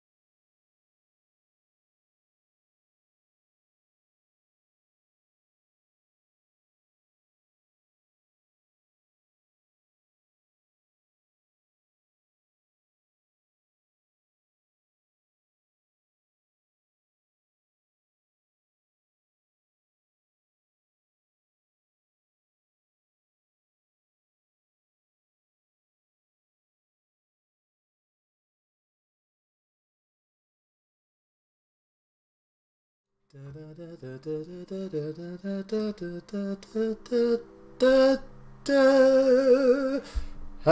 Oh, are we live? How exciting! We're back on. So, what are we talking about? We're talking about what you guys are going to do next, and the fact that you've just been exploring this cavern, and you weren't quite sure what to expect, but it's been a bit, especially for Truffle, and maybe Oren, who's also quite young. It's been a bit of a shocking experience, fighting all these monsters and weird, especially the mist that's curling around and the huge arcane crystals. This is something that you guys would not have seen before. Definitely not mundane by any stretch of the imagination. So I'll hand over to you guys. You are at the base of the fissure, and you were planning to head back up to the surface. Is that right? Yes, so Yes. I turn to the group and I'm like, I think we should go find... Actually, no, that's way too much energy. I'm exhausted. I think we should go find a place to rest. Maybe erect the tent city that Lysander bought for us last time we were in town. Tent City, baby. Tent City. Okay. Can everyone remind me of their passive perception, please? Yeah, 62. 62 No, minus it's 60? my passive perception is 11. I got a sweet 9. Sweet. I got a 15 minus whatever you're taking away from my gammy eye. Your frosted tips are in your face. What was that again? What did I... I've got, I had, so in one of my eyes, I've got 30-40% vision. Conjunctivitis. It gets more every time you talk about it. Originally you didn't have it, and then it's sort of... That's because Dan kept punishing me, so I get cranking it back up. The crystal's giving me joy back in my eye. No, 30%. That's my final number I'm sticking to. I'm pretty Fine, sure that I gave you -1 to your perception, if I recall Perfect. correctly. I'll take that, DM. Yeah. Love it. I will stick. So we'll 14 stick then. with 14. that. Okay. Oh no, look! It is 14. There you go. Awesome. Yeah. Okay. Cool. So you guys are. So you start making your way. Jenkins picks up the pipe, sort of just totters along behind Lysander, so what's your marching order again? Because you're now on the move. I think Lysander would be at the front because Really? he's just enthusiastic and striding and trying to take control and command. Okay, so Lysander is leading. Hi ho! Yeah, I'm probably in the middle actually with Orin, kind of just walking side by side. Okay, and Truffle's bringing up the rear, is he? Where's Jenkins? He's just He's up near me. basically shadowing behind Lysander. I think I probably called Truffle up. I was like, "Come on, Truffle! Come on, let's walk and talk." Okay, so there's two pairs of you sort of walking along like that. Jenkins in the middle. And again, it's like when you first came in, you can hear the wind whistling through the cavern, but you can only at this point feel a gentle breeze. But Orin, Nicolas Cage. Orin and Akane, as you're ascending, you sort of start to go up this winding path, and you hear something. You hear. At first, it's very, very faint, and you guess it's coming from right at the surface, and it sounds kind of like a brush, something, that kind of sort of sliding, something almost like something sliding along the ground, making a sort of scraping noise. Okay. So I yell, "Get off the roads!" But it's quite slow. It's kind of like shh, shh, shh, that kind of speed. Okay. So I kind of I hear it. I perk up. Oh, I look at Orin. She kind of I guess she acknowledges that she hears it too. Yeah, she's Yeah. And I'm like, old military signals. And Traveller Lysander just skipping along. yeah. yeah, because they're ahead of you. Remember? And I kind of look at them, go get them. Yeah, Oren like. So then I said, I told the guy, you can't have it. She just slaps her mouth over hand over Lysander's mouth, like. I put my cane up and push her hand away. She's like, okay, but shh, something's up there. And you, like, as Lysander looks up, like a little rock or like a pebble, just like ding, ding, ding, ding, ding, like bumps off his shoulder. Prestidigitation, wipe the dust away. How dare you? I'm backed up against the wall at this point, looking up, and I'm like trying to get their attention, just like. And we're just staring up. Back into the wall. Yeah. Huh? So you can't, like, you're looking up and you like looking at this sort of like line of light which leads up towards the entrance of the fissure. You can't at this point. Well, you can hear, shh, shh, but you can't see anything. I'm gonna get my back against the wall and beckon Truffle over, and I'm gonna whisper in Truffle's ear, Truffle, you need to stay with me and hold my hand and don't let go no matter what you see. Okay? Okay. And I'm going to close my eyes, flick open my pouch, and a little spider's going to come out. Okay. I thought you were going to do this. I thought it was ceremony time for a moment. Like, I've become a boy. I've become a man. So I'm gonna send Atticus up. Okay. So, are you being like overt about this, or is this like this like no one's supposed to be seeing it? No, I would prefer no one to see Atticus. Okay. Why don't you roll like a stealth check for him?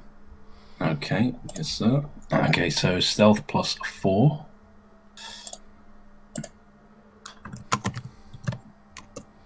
Roll d20 plus 4. That's a 19. That's pretty good. Okay. So yeah, no one notices this spider just crawl up and so what are you doing? You're looking through its eyes, or you? Yeah, and I'm just, as for Lysander, I'm sat holding Truffle's hand just with my eyes closed. Okay. Trying to look like I'm doing something magical. So you like send it up the walls of the fissure. Yep. Okay. So you see the light growing closer through the spider's strange sort of like distorted vision. Are you while you're doing this, are you stopping or are you moving? Has everyone just stopped at this point? We've all stopped. Yeah, I've stopped. Yeah. Okay, cool. I can't do anything because my senses are in it. So Lysander's like doing this. Oren's like looking to a canny like, what should we do? And I'm just like back against the wall. I'm just like. Shh, shh, shh, shh. Truffle is gazing at this mystical eyes. This closed-eyed. Jenkins is like Beautiful man.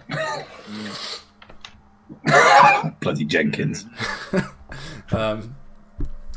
So you get to the top of the spider and you sort of like crest over and you see once again this big open plateau with these occasional like big cracks in the earth, and you can see the source of this sort of susurration noise is this like large lizard, probably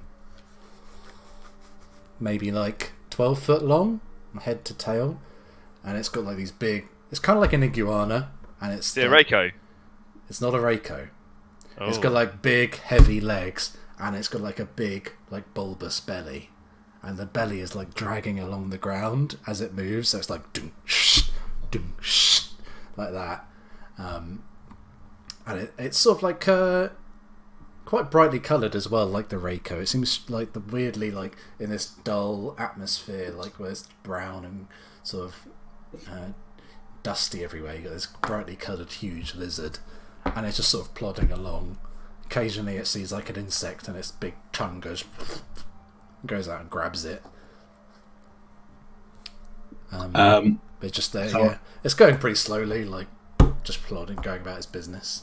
It doesn't seem to be concerned about any noise that it's heard down below then. I mean, it doesn't make any indication that it has noticed you guys or it's coming for you or anything. It's just sort of like maybe if you've got the fissure like that, it's just sort of like walking along the side of it, just plodding along. Okay, I'll watch it for a second and then I'll send Atticus back into the little pouch, close it, Spider comes back and in. then open my eyes. Can I see the spider? So he rolled the stealth and it's 19, so you're... Unless you're saying, I'm actively looking for a spider, which would be a bit weird. Nope. No. Yeah. Well, although the big lizard is, apparently. Yeah. Eat Atticus. Can't see me. So I just open my eyes and it's a large lizard. Doesn't seem too bothered that we're here. I think if we proceed quietly, we should be fine. How? Where? How? Up above us. Can I see anything? No, Truffle can't. You can see the same thing as everyone else down here. Just you can see the I walls. can't. How do you? I can't see anything. How do you know? Yes. There's some magics I can do. Magics. You have to teach me everything. Yes, I can teach you. That's not a problem. I did say we could learn from each other, Truffle. I'm sure you've got something you could teach me. The loot. I would love to learn the flute from you. I know. Come on. And I beckon Akane and Orin over, and then, give them the lowdown. Big lizard. Big belly. How'd you know? I've got some magic I can see. He's got some magic. Got some magic. It doesn't matter. We need to just go. Okay, If we're quiet. Pass it on. I turned to Orin. He's got some magic. Big lizard. Orin just shrugs. Okay, whatever. So should we move on? Should we move on? Yeah, let's just Yeah, try be to be very quiet. Okay. So you guys proceeding up. Good joke. Stealthily. Stealthily it is. Are we going to try stealthy? I mean, that is entirely up to you guys. Lysander will proceed stealthily, and big time. I'm still going to roll. I'm going to whisper to Jenkins. I'm just going to put my hand on his shoulder and just be like, "Come on, old boy."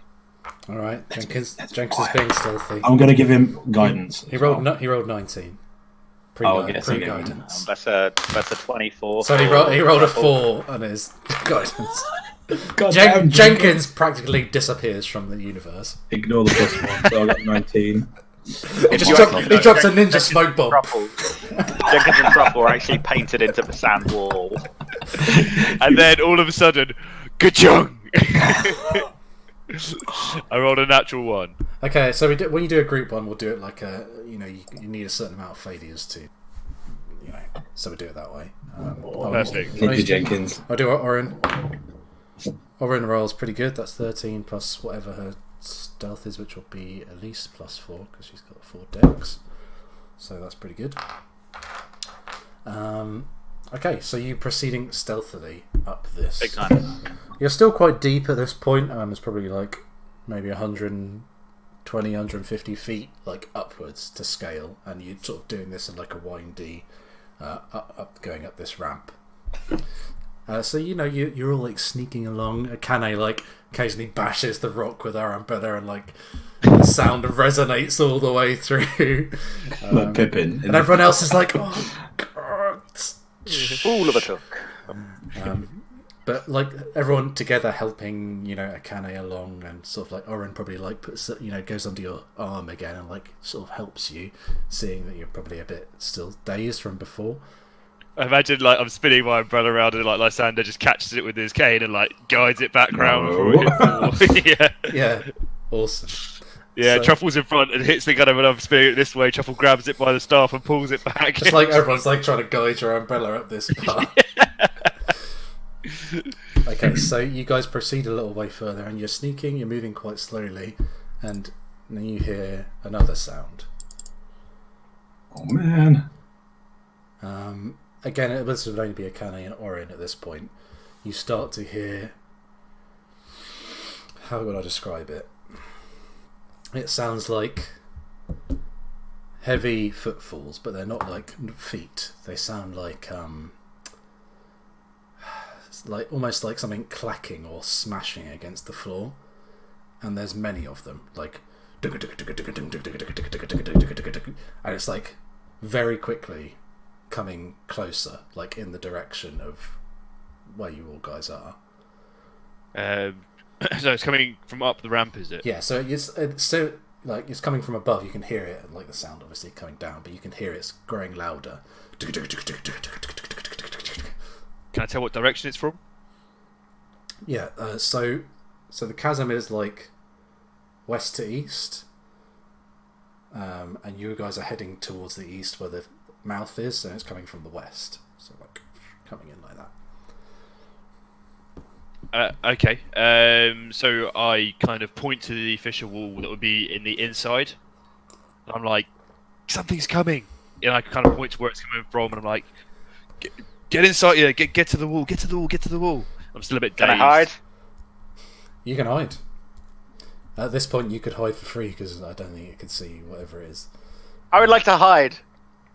And it's not long, literally like a few seconds before both Lysander and Truffle can also hear.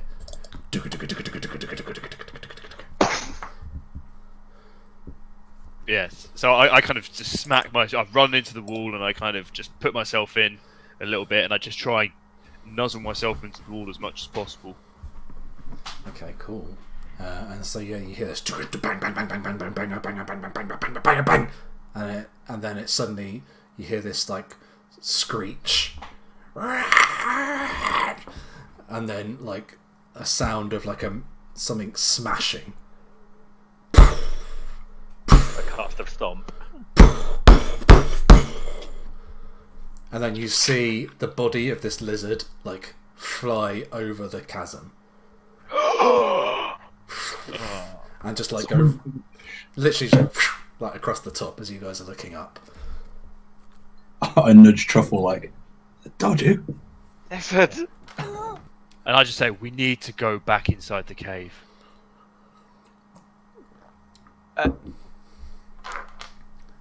Alright. We're going. We'll go. Lysander. Jenkins is coming with us then. Fine, come on. Let's all go. And then you hear the We run. Bum, bum, bum, bum, bum, bum, bum, bum. And then you see peering over the edge of this fissure, you see this humongous like face, but it's like definitely not a humanoid face, it's like a huge like insectoid face with like predator mouth, mandibles, and like hundreds of teeth on the inside of its mouth. And it's not looking down at you, it just sort of like moves across, and these two huge like lobster claws, humongous, like the size of like a person, like go across, and like it sort of like puts them across the fissure and then pulls itself, and you can see that they're like a long series of legs, this huge long like abdomen body with loads of legs clacking. You see these legs are the source of the sound, and it pulls itself across.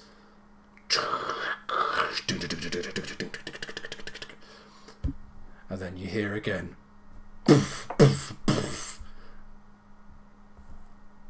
And then it stops, and then the sound stops for a while. I think as soon as I saw the face, I would have been looking up and just gone invisible. See ya! Like this. I'm not even joking. Seeing him turn invisible, Truffle turns invisible as well. Have to plug on as well. So we just look up, look at each other, and then Nope!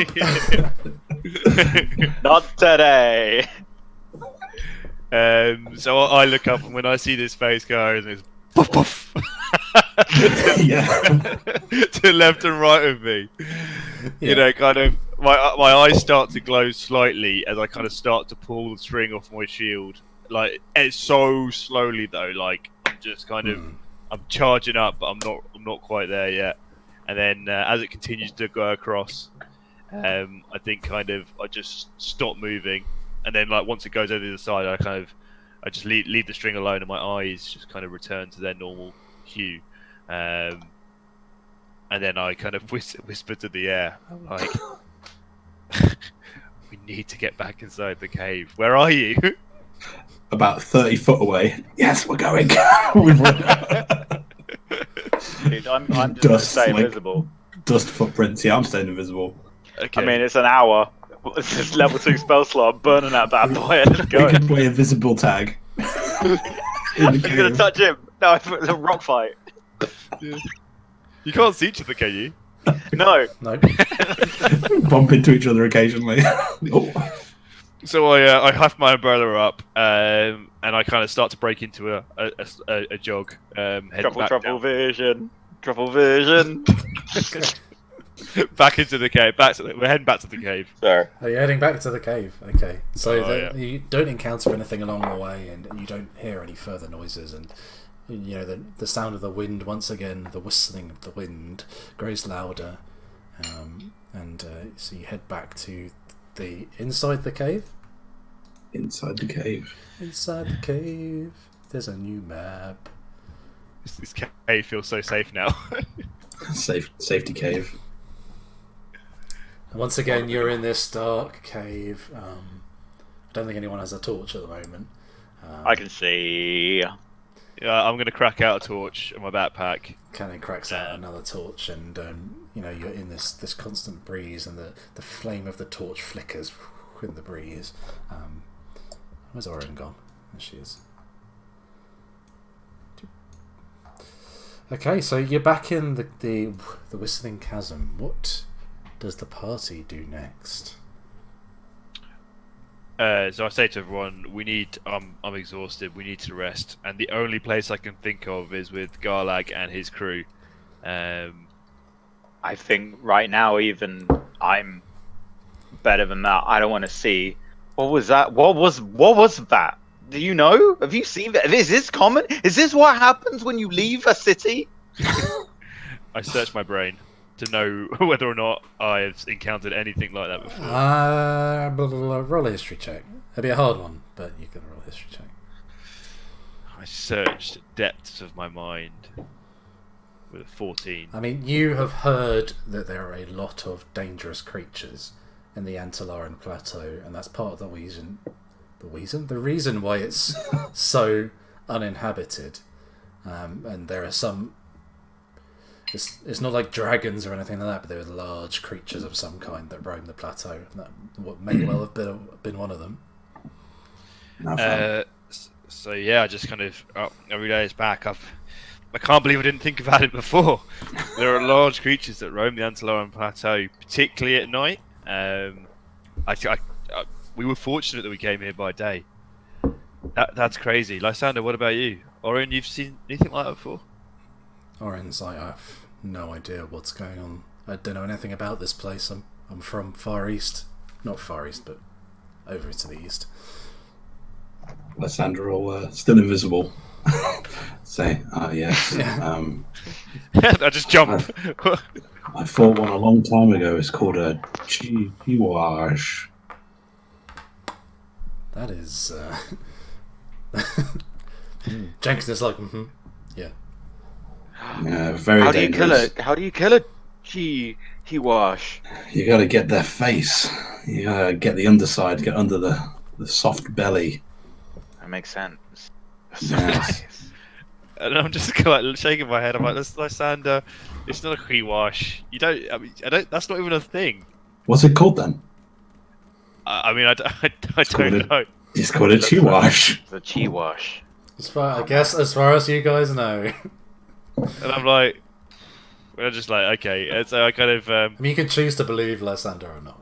Oh man, Lysander is so cool in Trouble's eyes. Oh man, I just thought a chi wash. I'm from what I know. Lysander. The only thing that contributes to the fact that he was lying is I'm pretty wise, and the fact that I've been around the block.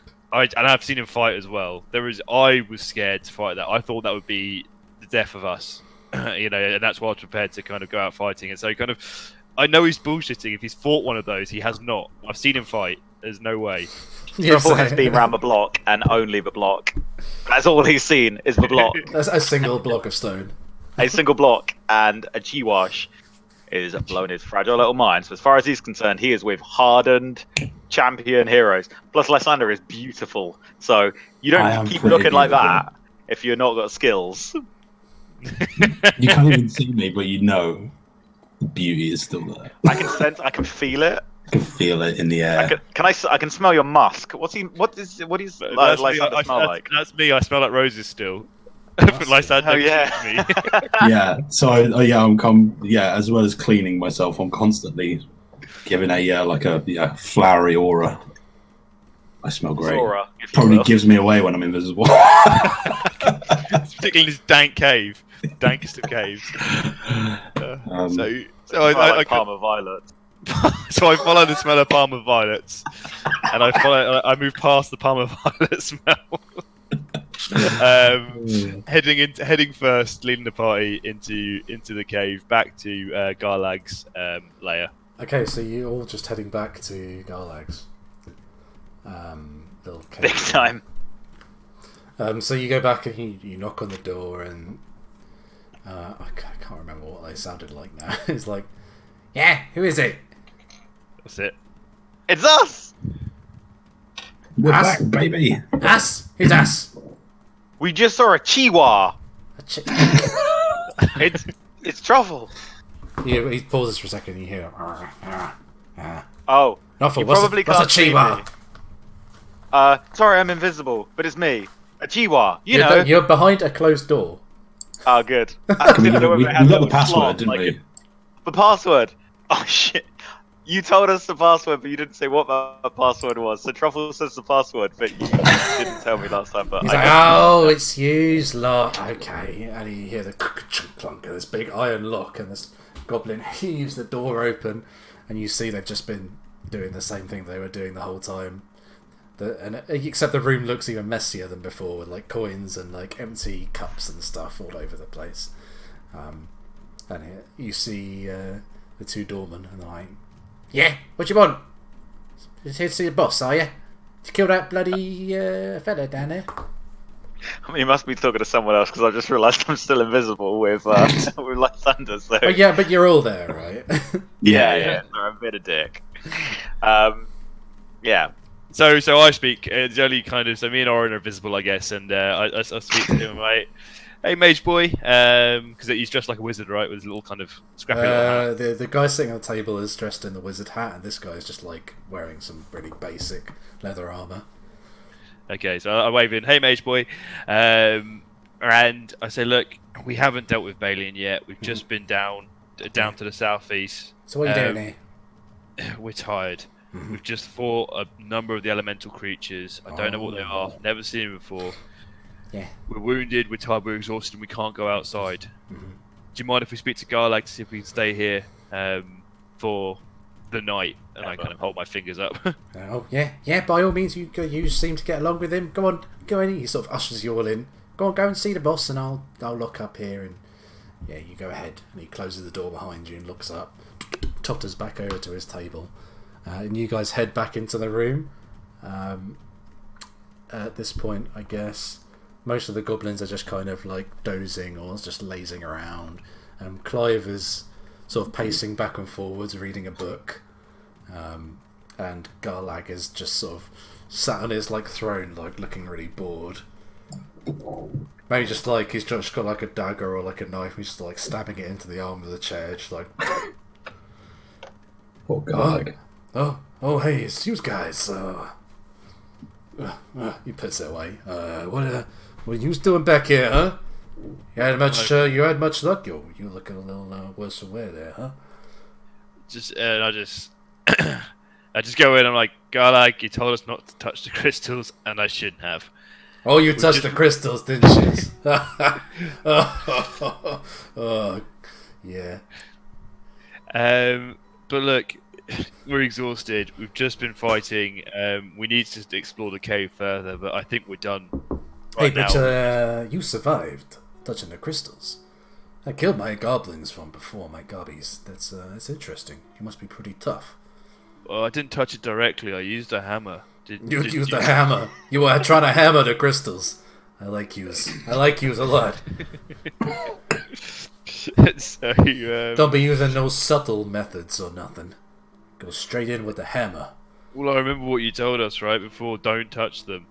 So I thought I had precautions. I obviously didn't. Yeah, that's real smart, but not smart enough.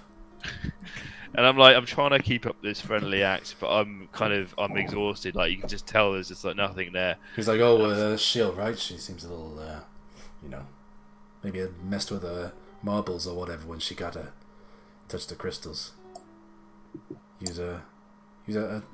Oh, and it's just Orin and Jenkins is just like, boss, and Orin's like, yeah, I think she's a little bit tired. Is it okay if we rest here? And Garlick's just like, yeah, I mean, I don't really have much place for you to sleep, but if you've got bedrolls or whatever, you can just take a corner. I would advise staying away from the pools over there. It's a little damp, but other than that, make yourselves at home. Just don't steal anything. I'm gonna drop invisibility on the other side of the door before I walk in. Oh. Mm-hmm. So no one knows I'm invisible or went invisible. Okay. So you just stride in. Wonderful. Jenkins, the tent, please. Yes, boss. And he sort of plops down the pack, starts rummaging through.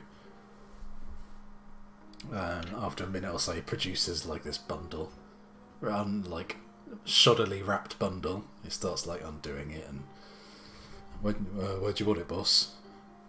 Where is there space? It's like everywhere in here. It just seems like there's like mess and jumbles of equipment and just random knickknacks and like chairs and broken bits of furniture and rugs and boxes, and there's barely any room. You would just have to like just move some stuff out of the way, basically. I'll move some stuff and then precipitation the area to like dust it up a little bit. Okay, so you made like a little clean patch, like a little 10-foot clean patch, and Jenkins starts like pitching this very basic tent. There. I turn around to Garlag. Truffle will drop invisibility from inside the tent and come out of the tent. Oh, there's another one I use. It's a neat trick. I mean, yeah, you, of course, I am a very hospitable host. You're welcome to stay here, but don't overstay your welcome. That's all I'm saying. At this point, is there a fire in the cave, or are they just? Oh yeah, I reckon they probably just got like a very small, just like a basic camp, like bonfire going constantly.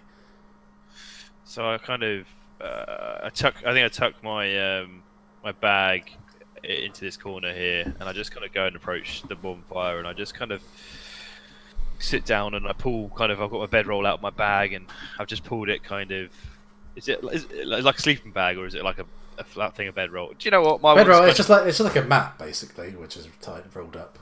Yeah, so I kind of roll my mat out, and I kind of have this yoga mat, downward facing dog in front of the fire, and I kind of just wrap. Yeah, I take my I start to take my armor off, and just as I'm just like staring into the fire, and I kind of piece it just to the left hand side of me, place each piece down gently, just thinking about the events of the day. But I'm very, very tired. Kind of keep dropping off as I'm taking my armor off, and I'm gonna be looking to go to sleep soon. And Oren's like sitting next to you, like gazing at the fire, and she's got like this little dagger, and she's just sort of like twirling it and like watching the fire glint off of its edge, just sort of mesmerised by the fire. Not saying anything. I'm tapping my foot away from my tent, polishing the end of my cane. Truffle's going to be reading the notebook, the journal from the scholar he found. Just looking for it, reading it. Yeah. So I mean, you would not get any extra information other than maybe like fluff of like just his travels and. Fascinating. Yeah, but the same stuff that I told you earlier. Basically. Perfect.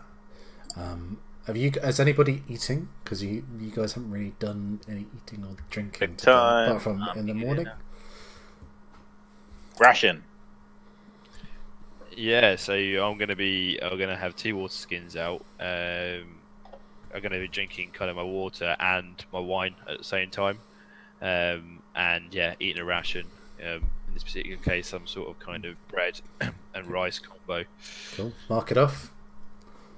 I'm going to wait for my tent to be erected, sit in my chair out the front, have a glass of wine, legs crossed, and wait for Jenkins to make me some dinner. What'll it be today, sir? Oh, something simple. I'm exhausted.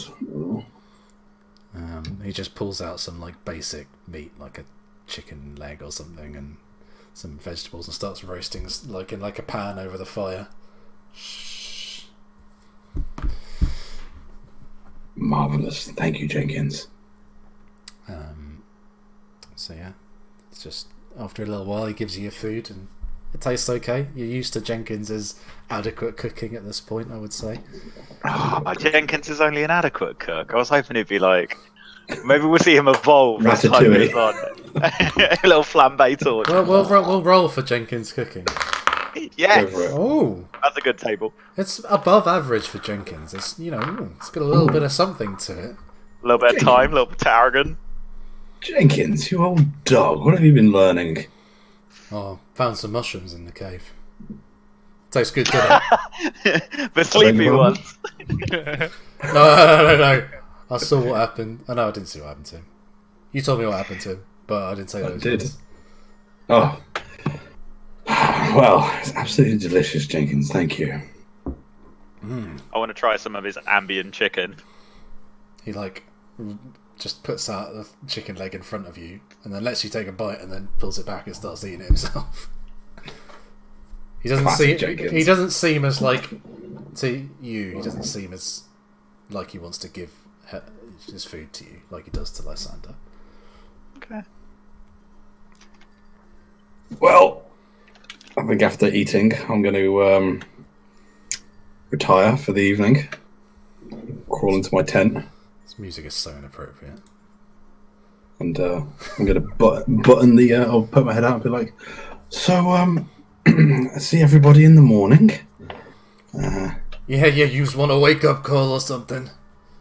Oh, that'd be wonderful, my man. Thank you. Good one, you dumbass. Okay, you go to sleep now.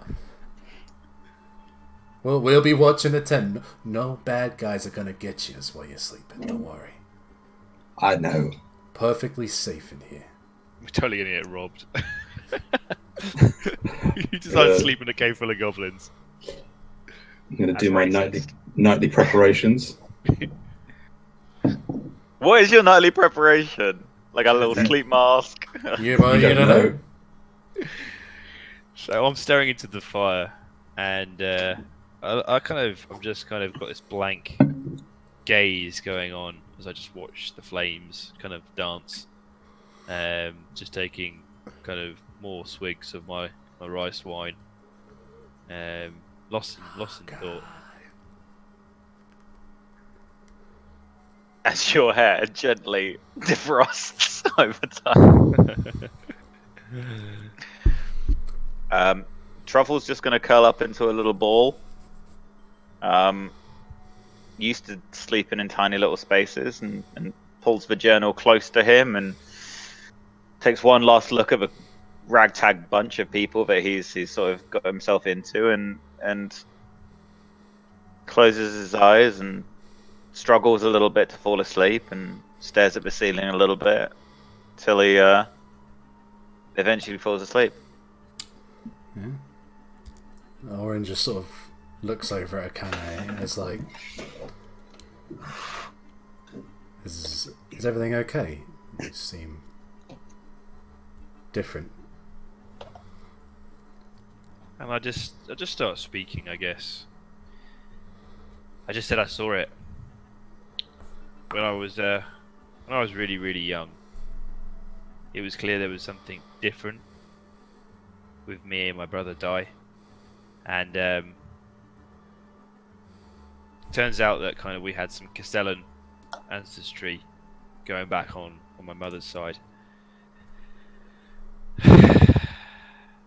When I was 21, I really got in touch with that power for the first time, and I got to see, just this glimpse of a planet or this rock beyond the stars, and I consistently hear their voices.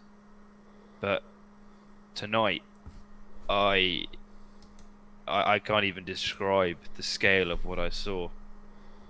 It was insane to think that anything like that exists beyond this world, and I'm not quite sure I can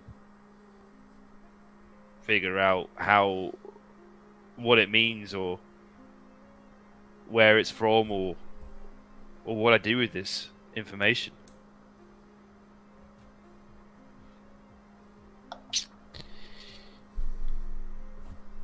And then I just kind of turned to her and was like, "You don't want to hear this."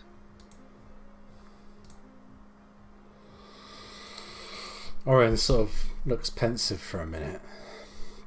She's like, I'm not sure I understand or I'm really the right person to talk to you about this, but I kind of get what it's like to be a little bit different, I think. What do you mean?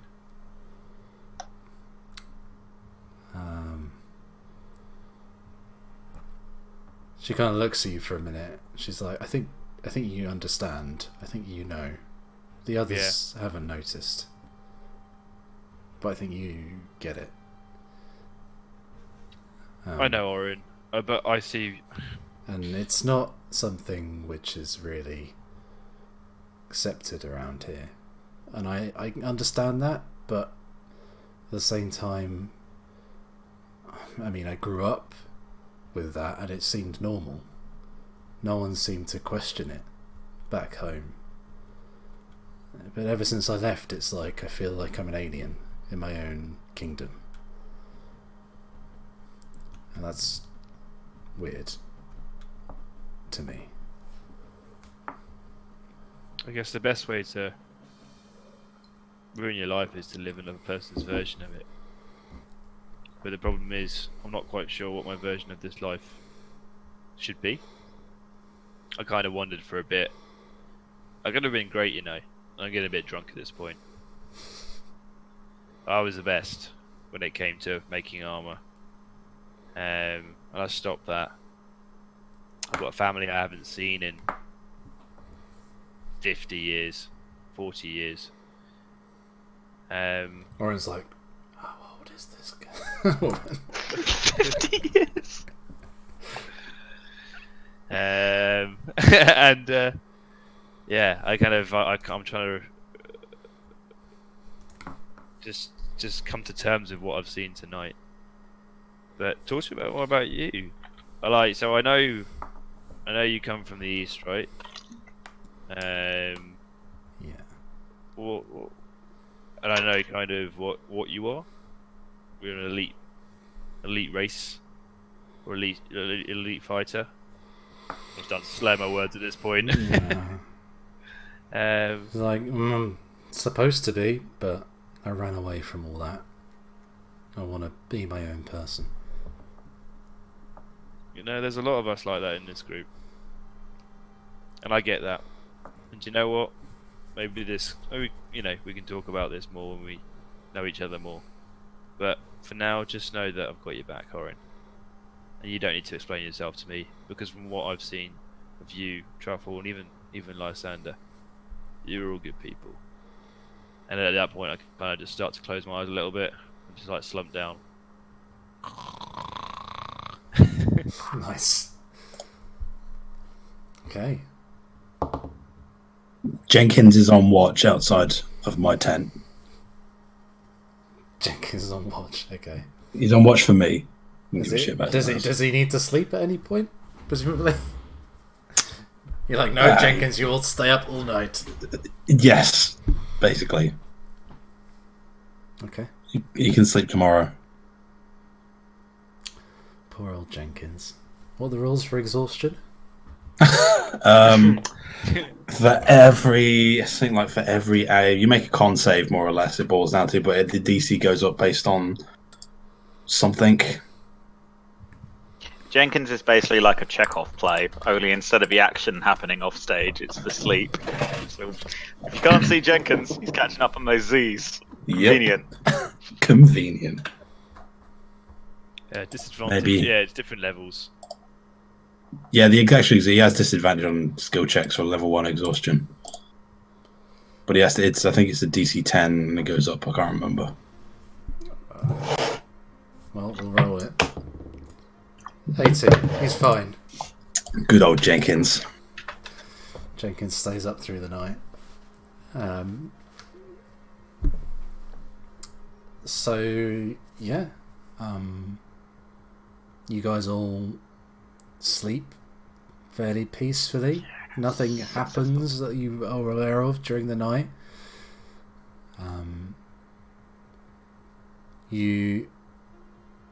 So what do you all do in the morning? You get up.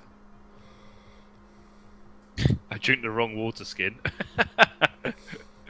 I'm like, and I kind of spit the wine out, and then I drink it back again. Like have one swig and then kind of put it away. And then I kind of spend the morning, kind of putting my armor back on, packing up my bedroll, kind of trying to kind of brush my hair, but it's just matted, so I'm just end up tucking it away and just getting ready again to go back out into the cave. And you can see in the top left corner of that room, Garlag and Clive are just like in a couple of hammocks, just snoring away. The other goblins are just sort of like in a cluster, sort of just slumped and on like various rugs and bedrolls, and just like a untidy heap of sleeping goblins.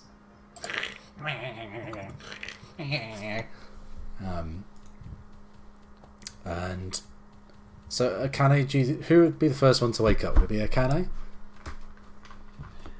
I mean, she does. Yeah, she doesn't sleep too much. She probably gets about 5 hours to be comfortable. Lysander gets as much sleep as possible. Even when he wakes up, he tries to go back to sleep. I feel that, brother. Akane, you wake up and you get your head together and you survey the scene. And the fire is nothing but burned down to embers and ash. It's still in this room. All you can hear is the snoring and the breathing of the various creatures and the people. But Orin is nowhere to be seen. Ooh. They've eaten her. Yeah, I'm looking around. I'm looking around the room. I start to kind of just pace the room a little bit, looking for her. I immediately think that she's probably gone somewhere. I can't imagine something would have happened to her. She's a strong fighter. She would have called out. I think, to the rest of the group. So I kind of look around and I'm kind of pacing this room, trying to gently place my feet kind of between these like broken bits of chair and stuff like that. And I guess I can't see it, right? You like in this room? No, there's no sign of her. No, so I go to Truffle and I just gently shake him away. Truffle. I'm up. What? Hey, have you seen Orin? She doesn't. I think she was next to me when I fell asleep yesterday, but I can't seem to see her. I've just woken up too, but I mean, she was with us. She was with us when we went to bed. Have you tried asking Garlo? No, I look at Garlag. Is he asleep? Garlag is well and truly out cold. Yeah. No, I haven't. Got a hand looking for her? Yeah, if you wouldn't mind, darling. Like, we'll just. I'm going to go check out the other room. Can you just kind of whiz around here and make sure she's not here? That's fine. Maybe she's in the tent. I poke my head into the tent flaps. What do I see? My tent flaps. What do I see? Well, Jenkins is there, stopping people from going in. So what does Jenkins do? You tell me what Jenkins would do. Well, I think I would have told him that no one comes into my tent. Okay, so Jenkins puts his hand and is like, oh, no. Boss says no one's allowed in. Okay, so you haven't seen Oren. Orin? Actually, I'm going to do like a stealth check.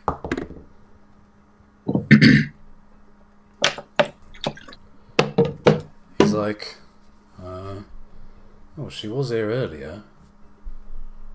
Right. Where'd she go? Weren't you the one who was awake? Yeah. Okay, so did you see her go? Well, you see, the thing is, it's been a long day, Master Goblin. Mm-hmm. Sometimes things just, they pass you by, you know. Right. So when did he pass you by? I guess I may have missed it or dozed off. I don't know. Listen. Okay. I don't know where she's gone. I'm sorry. Hey! But I guarded the boss. The boss is safe. I've done my duty. Have you checked inside? Jenkins looks panicked for a second and then looks in the tent, peers in. He's like, "Oh, yeah, Okay. did my duty, real good, just like I said." Okay. Love If you see her, can you let Akane know? Because she's looking for her. Of course, will do. Jenkins has I'll got scurry eyes up of a hawk. So at this point as well, I'm kind of going into the other room, and I kind of I make my way into the previous room where the door is, and I take a look around. Okay, so in that room you see the room with the scattered coins and melted down candle, and cards strewn across the table. You see Nuffle the wizard, like goblin, just slumped over with his head like snoring on the table, and you see Gorp, I think the other one was called, sort of like leaning against the wall next to the door, sort of just dozing in and out. He's leaning on the door next. Yeah, he's just sort of like up against the wall like that, standing up against the wall, but sort of half asleep, sort of thing. Okay, so I go up to him and I shake him awake. I'm like, Gorp, Gorp. Oh, no, no, don't touch Gorp. And I let go. I was like, have you seen Orin? The red one with the bones and the spikes. Have you the girl? Have you seen her? Red one? No, that's one of yours, is it? It's one of ours. How long have you been here? You've been here all night? Oh yeah, me and Nuffle all night. And nobody's come in or out, apart from us. He kind of looks confused for a second, and he looks down. And he pats his waist, and he's like, "Oh." He looks over at the door, and the keys are like in the door, and the door is just like ajar. And I'm like, "Oh, you idiot!" And I kind of run back into the main room, and I kind of I tell Truffle, I'm like, "Truffle, Oren's gone." It's like, "Jenkins, wake up, Lysander. We need to go and find her." I'm just like stuffing my roll mat into my kind of bag. I'm like just getting ready to go. But where are you going? She's gone. She's gone out of the cave. We need to go. But go where? Where do we start? That's a good question, Truffle. Well, let's see. She was keen to fight. She probably hasn't gone back outside. I don't know. Maybe she's headed towards the crystals to find Balien. Oh God, what's she gonna do? Something stupid. We need to go. But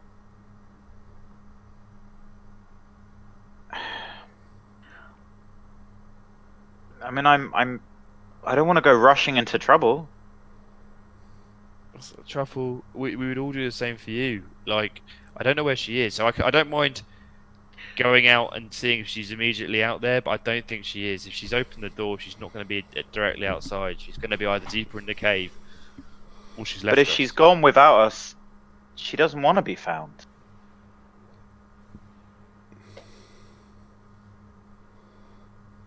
I mean, I don't know. I don't want to get everyone hurt because someone doesn't want to be. Did she say anything to you? She said nothing to me. She just disappeared. As you're talking, Gorp like pads up next to you, and he sort of like tugs on your arm. He's like, "Hey, I'm sorry. Wait, what was his voice? He was. Sorry. Yeah, there we go. Yeah. I hope I haven't caused any trouble. Gorp, baby, it's not you. You know, it's Orin. Like, she will be fine by herself. I just don't know where she's gone. And do you know what? When that girl gets determined and sets her sight on something, she's gonna do it. So don't beat yourself up. Just like Noffel, he's like that. Noffel, yeah, just like Noffel. Gorp. When he gets deep, he's always double or nothing. You know how it is. Yes, I do, and we'll play cards later. Shh, don't tell the rest of them. He sort of winks. Oh, we get him. I'm like, Gorp understands. Yeah. At this point, Truffle would have run back to Jenkins and tried to move him aside. To like, we got to wake Lysander up. Akane's talking about running off somewhere. Orin's gone. I don't know what to do. I need. Can we all talk? I don't know what's going on. I need an adult. Pretty much. You got two choices. You got Lysander or Akane. Well, I'm actually at this point, ironically, I'm kind of talking to Jenkins. Jenkins, what do we do? He just sort of pats you and ruffles your hair. And he's like, "Don't worry, Master Goblin. Boss will think of something. He always does." Right. Can I speak to him? Just wait here a minute. He sort of pokes his head into the tent and he's like, boss, you wait.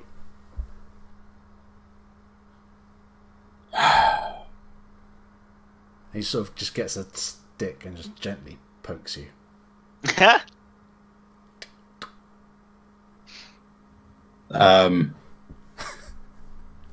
Yeah, I'm muffled.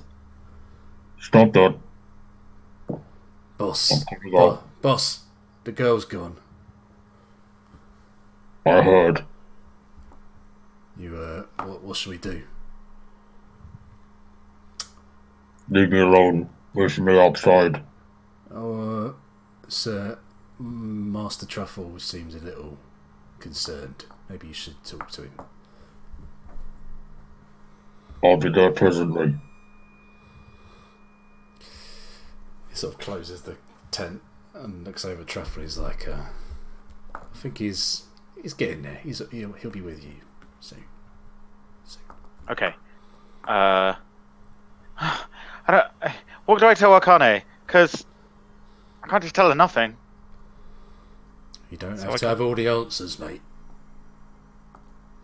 But what do I say? So wise. Jenkins knows many things. Jenkins is MVP. What do I tell Akane? Oh. Okay. How about this? Say Akane is Lysander, and you are me. And what would you tell your boss if Akane was Lysander? Jenkins' face is like, I I don't think I fully understand the. Okay, don't worry. I've got it. Don't worry about it. Keep up the good work, soldier. I'm gonna run up back to Akane. So as you're saying that, I kind of just walk up behind you, and you hear me approaching. I'm not being subtle. Lysander's got a plan. He's just finishing it. He's finalizing it. Oh, is he getting up? I think he's working on a plan. Jenkins said he's got all the answers. And I just like lean into the tent. I don't go anywhere near it. But I'm like, Lysander.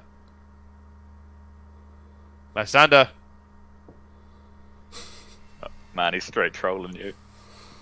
Lysander. I look at Truffle, like, give him like the eyebrow up, like, as in like. He's probably doing a spell. Magic. You know, Truffle. That's not the answer to everything, and it's so obvious when you're not telling the truth. You know that, right? I spoke to Jenkins. Jenkins said he had the answer, and the answer so far has been magic. So I'm pretty sure magic is the answer. Jenkins is just like, yeah. See? And I'm just like, go on, fight your logic, Lysander. Get up. He's already up. He's doing magic. Truffle, do you know any magic to help him get up? Possibly. I cast message, and I whisper to, if I probably hear me through the flaps. Sorry, Lysander. I don't know the answer, and you might probably do magic, and I wouldn't be surprised if Orin's already in there. But I feel really uncomfortable right now because everyone keeps on looking at me for the answers, and I don't know where anyone is. And I know I'm a grown up. I'm 9, but help. I think about 10 seconds goes past after the message, and the flaps whoosh open. What's all this? Oren's left. Oh my goodness, what's happening? The fabric of our group is falling into the fabric, into pieces. And I look at Lysander. What are you wearing, Lysander? I'm wearing my I'm wearing my Lucius Malfoy outfit cosplay. The kind of black, very tight black, long. Again, looking a little bit more masculine and chiseled today, with a 5 o'clock shadow, the same 5 o'clock shadow as yesterday. Like the exact same length. What is going on? It's 5 o'clock all the time. It's always 5 o'clock. Like somewhere. And I kind of saunter around, pop my cane down. It's like, oh well, if the girl's gone, then what can we do? We should go find her.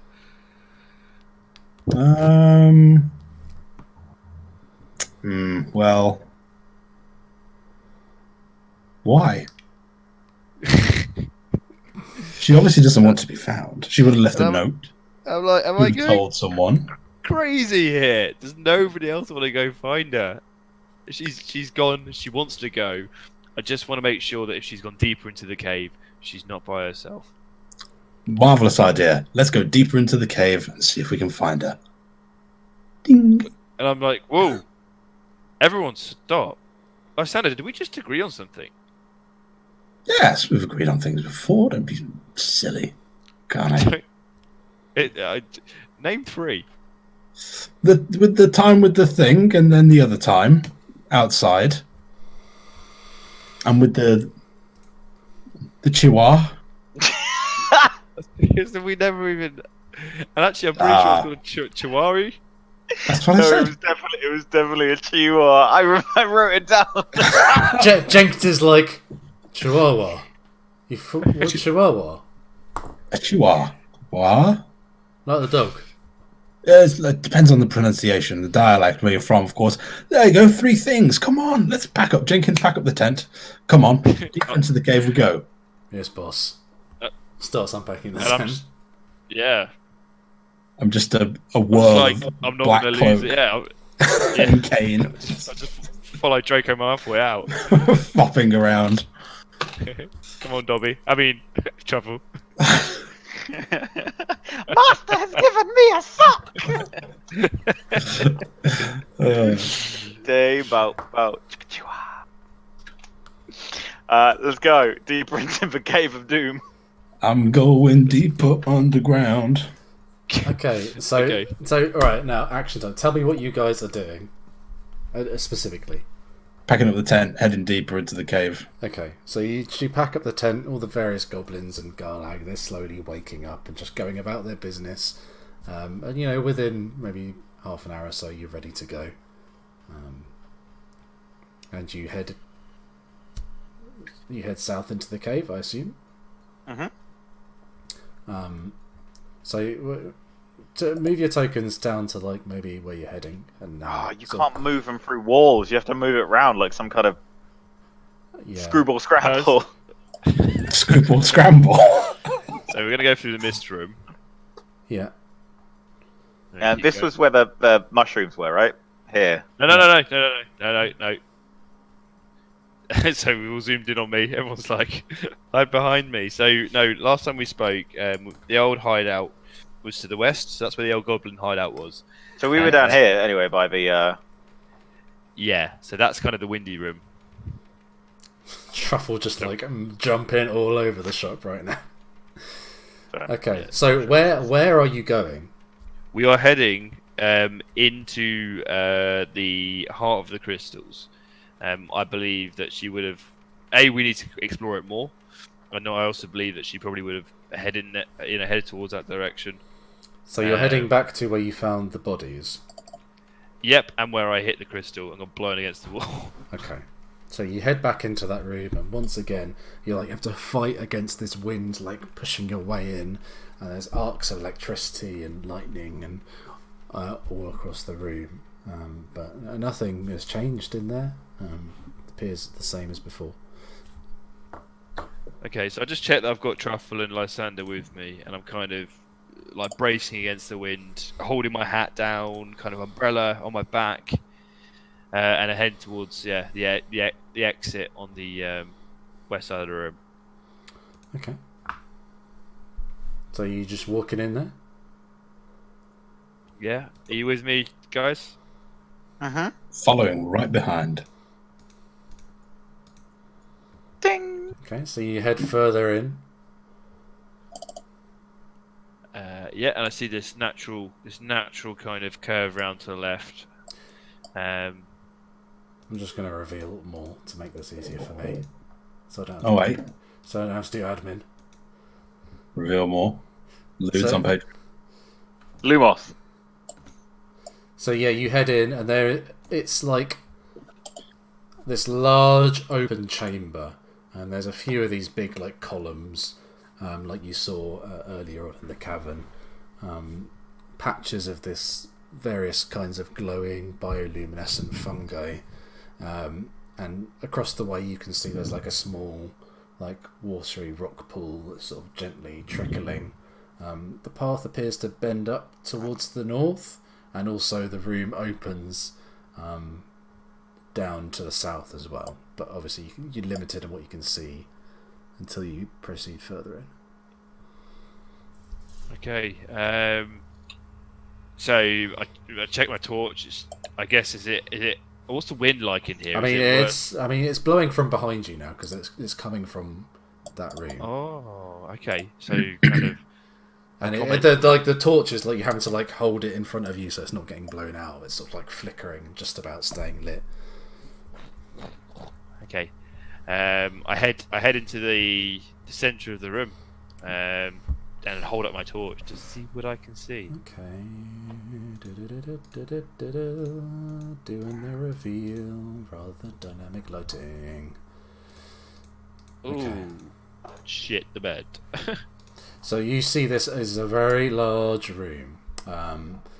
First things first, up to the north you can see there's just like you can see the path curves over to the east where you assume it meets up with the room you were in earlier, and then it heads off to the north, where it's like a dead end, seems like.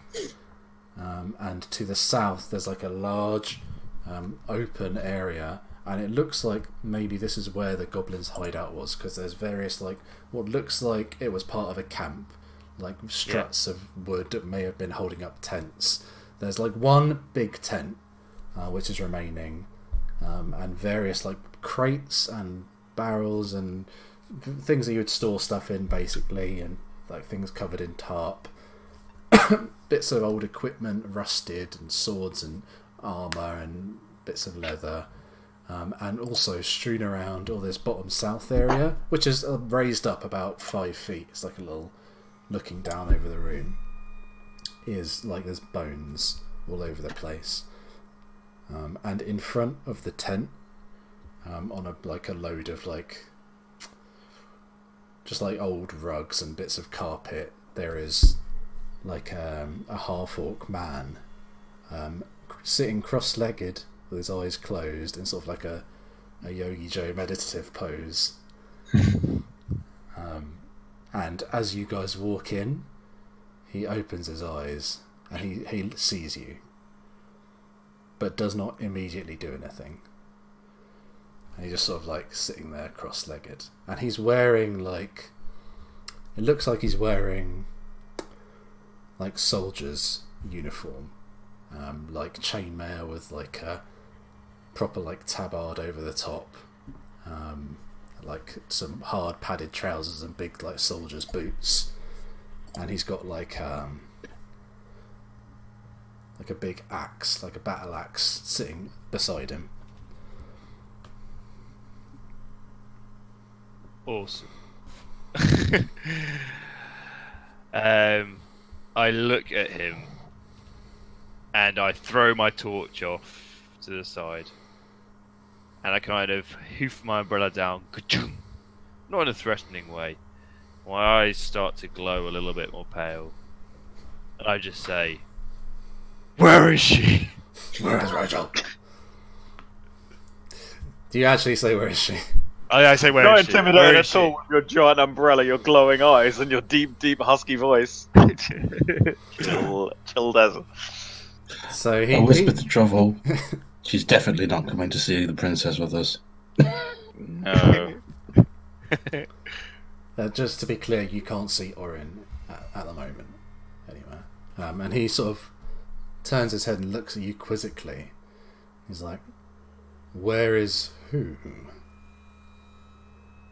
So the girl, Balien. Where is she? "I know of no girl. No one has been through here some time." What is here? Actually, ignore that. I didn't say that. I just thought that. And he sort of looks sort of a bit put out, and then he sort of picks up his axe and stands up. Sort of rolls his shoulders. "And who might you be, coming here to my abode? You seek to join me, or do you seek to fight me?" And I just look at Lysander, and I'm like, And he's sort of like, as he's looking at you, his head occasionally like twitches. Oh, I forgot something very, very important about his appearance. He has what I said, but on his shoulder there's like one of these crystals like embedded in his body, and it's like veins of light like running down from this crystal, all like down into his like up his neck and down his arm and stuff. oh. What do I recognise the insignia on the tabard? Yes, you would all recognise it as the insignia of Velimar. Interesting. So he's a Velimese soldier. Vietnamese. Velim is the term. Velum. Yeah. I'll shout out to him. What is your business here, sir? I should be the one asking you that. You've come into my home. Barged in here. We're just looking for our friend.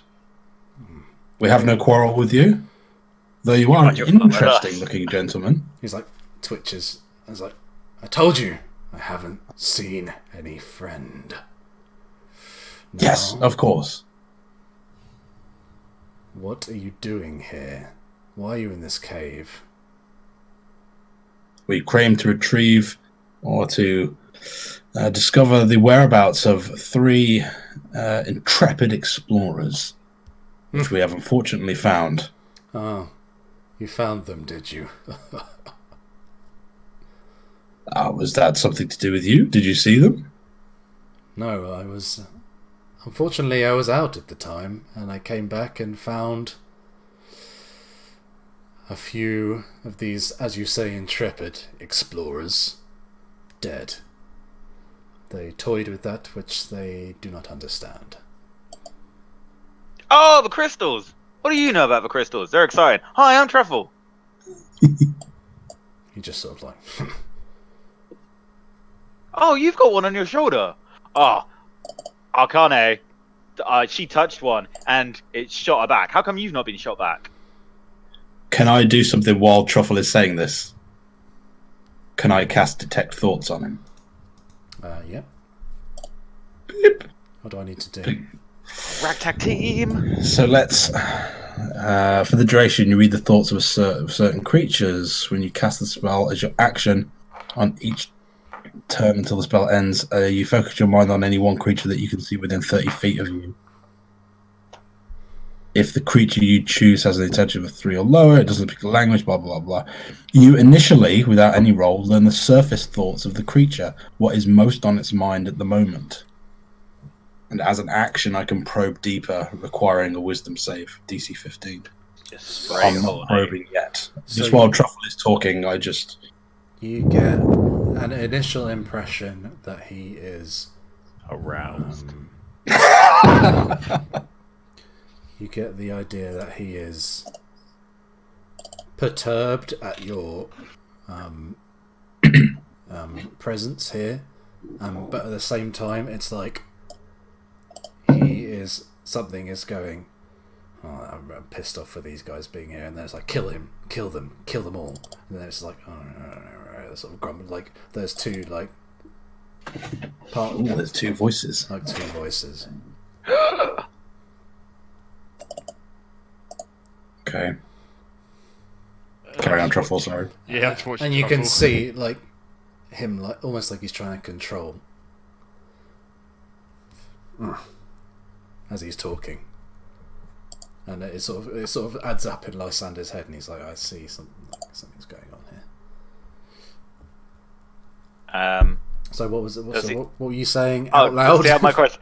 So my questions were: so Akane touched Crystal, threw her back, pretty intense. But you seem to have one growing out your shoulder. How come you've not been? What's going on? This crystal's pretty cool.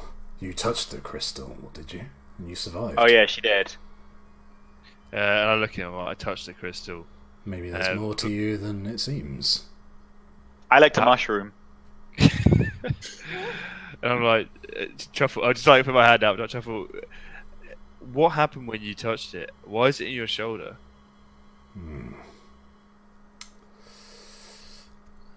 Make a persuasion check. Oh man, for 2 people who could have been the best at it, like sitting there yelling stuff, and you've got like the grumpy old lady. 13. Maybe, based on the kind of weird calculation it's doing there. Holy shit, that is weird. So you got 13 Yep. on the dice, basically. Yeah. Okay. He's like, I don't need to tell you that. Do I detect? Does he think about anything while he's asked that question? Yeah, it's like they're asking too many questions. Kill them now. I follow up with a, we can help you, Balien. Oh, I can you know my name, do you? Yes, Garlag told us. Oh, that stupid goblin! Yes, those filth, they don't deserve to live here. Balien, something's going on. You know, we're looking for our friend. We want to pass through, but you look like you need help. There's We like can help. There's like a crackle of like lightning across his eyes. He's like, I don't need help. You need to leave. Why are you here? What are you trying to accomplish? He's like, I don't see why I should tell you anything. And if you ask any more questions, it might be the last questions you ask. And he sort of grips the axe, looking very perturbed. Can I probe deeper into his mind? It's starting to get... Yeah, you can... It's a wisdom save, right? It's a wisdom saving throw, yeah, DC 15. It's a natural 20. Oh, fucking hell. But you get the impression it is becoming very unstable. Like, it's the two things are like flicking. The two parts of him are like flicking very quickly.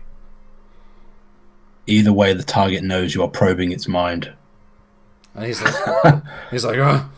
and it's like saying to him, they're in our head.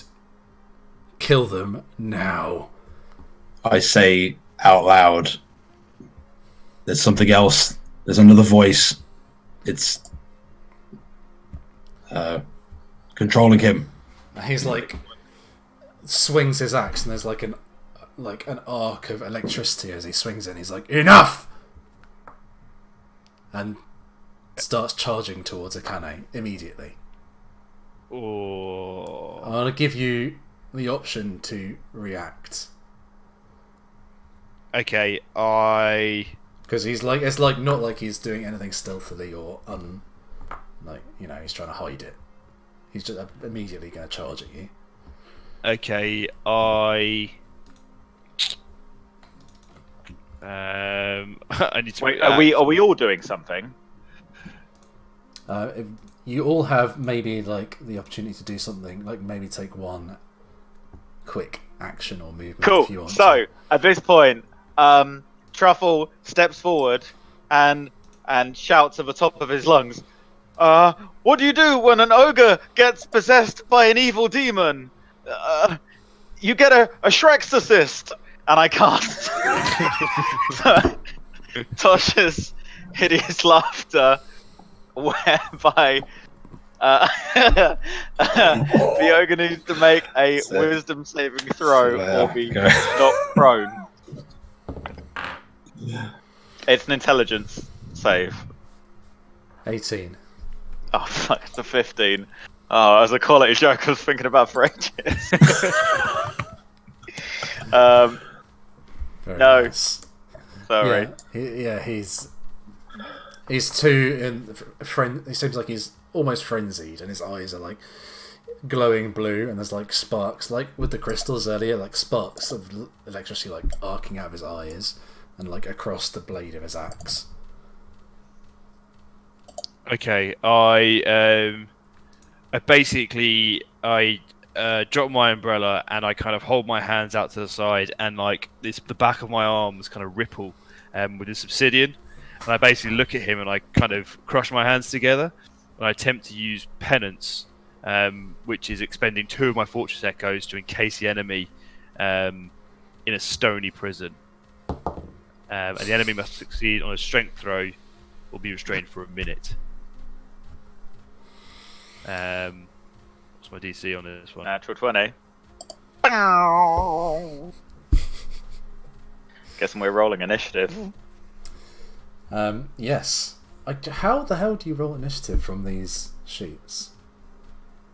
I think we're just rolling 20s, right? And then kind of just... No, you Yeah. click on your character and click roll initiative. That's what They're all happens. fucked up, man. If you actually look at the Okay. calculation, you rolled a -1 on your initiative last time. Oh, really? And Akane got a +7 for some reason. Okay. I got 22. There's no initiative on the NPC character sheet. What? Oh, is that what you're talking about? Oh, yeah, you have to have a... there's a token action that you can get. There you go. Anyway, I can't remember what it is. 15 anyway. So.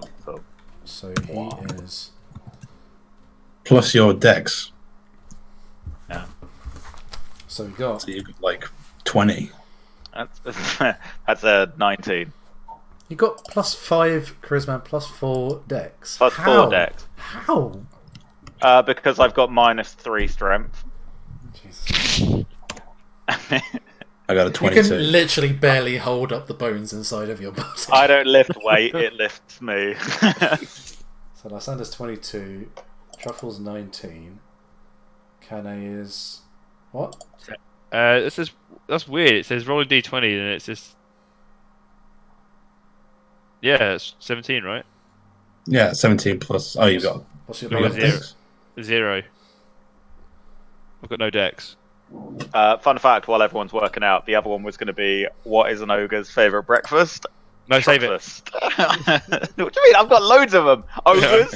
Shrek jokes coming up at wazoo. He's an orc. Is he an orc? He is a half orc. Like a Oh, well, then I'll just half make some funny. kind of Imagine awkward pun, and Mint. it won't be as funny, but we'll fix it in post. Smash that like button, guys. Smash that like button. There's no like. There's not even a like. Shush. I've been wanting to say this forever. I love it. right. So go. right. So he spring into action. He is charging towards you. I'm going to say he's moved something while you guys were doing various things, and that is Lysander goes first. Did my thing not work? Penance not work? A natural 20 on that. Yeah. Oh, he actually got a natural 20. Oh my god. Yeah. I imagine it coming out of the ground, sandwiching him, and he didn't. And he just goes smashes through it. Sick. Bebop and Rocksteady. I see him running, and I pull up my cane and I whisper a discordant melody into my cane and cast dissonant whispers Oh. at it. Wisdom, right? There's no way you can get another natural 20. Wisdom DC 15. Natural 1. He takes. So I'm casting it at second level because I only have second level slots. So that's a. That's I a haven't lot. got it set up. That's a lot of damage. 46. Yeah, so that's 4. You only have second level slots. Didn't you take a long rest? You're all back to normal now. His warlock. Yeah, I'm on. Shh, I'm not really. I'm a bard. Roll 4d6. That's that's a lot of sixes. That's a 20, and he must piss off. Immediately use his reaction, if available, to get as far away from me as possible. Holy shit! And we do crit rolls on saves as well. Really? Yes. So what's that then? So that's Death. Packs his bags and leaves. that's goes to 20, Mexico. 24 plus what you rolled. 44. Yeah, I'm just like. Can we just complete the other quest? He leaves the cave forever. So He never comes you do back. 44 psychic damage, and he just like goes as he's running. He just goes, "Ah!" And you can see like the veins bulging out of his head, and he's just like clutching, like in agony. Falls to his knees, and then sort of gets up and starts sort of like staggering away in the opposite direction, like trying to get away from Lysander. And I'm like, deep speaking into my The Beatles album on reverse. Yeah. Yeah. Holy shit. That's a lot of hooch. So Lysander can do stuff. Yay! Wowzers. Okay. Could have killed that shit war. Truffle. Trouble takes a shot at his back with a hand crossbow. Crossbow's like, I'm gonna get the kill again. Yeah, I can like, do this. He's like staggering away, like, I know, wearing it's an 8. Yeah, unfortunately, it does not hit. I shoot the ground and try and style it out. Stay over there. Yeah, Truffle pulls out his crossbow and fires it too fast, and the bolt just sort of skitters along the ground. Anything else? Bonus action, look embarrassed. Okay. Akane. I chase after him, and as I'm running after him, I activate a denial. Oh, actually, no, I don't. So I chase after him, and as I'm running, I activate my martyrdom. So what that means is kind of it's like an enhanced state of shield of denial. So I get this kind of like this mask in front of me, like this kind of Japanese Edo mask that kind of floats, which is kind of made of like this wispy smoke, and the smoke keeps coming out of my skin. And because that gives you like free movement or something, doesn't it?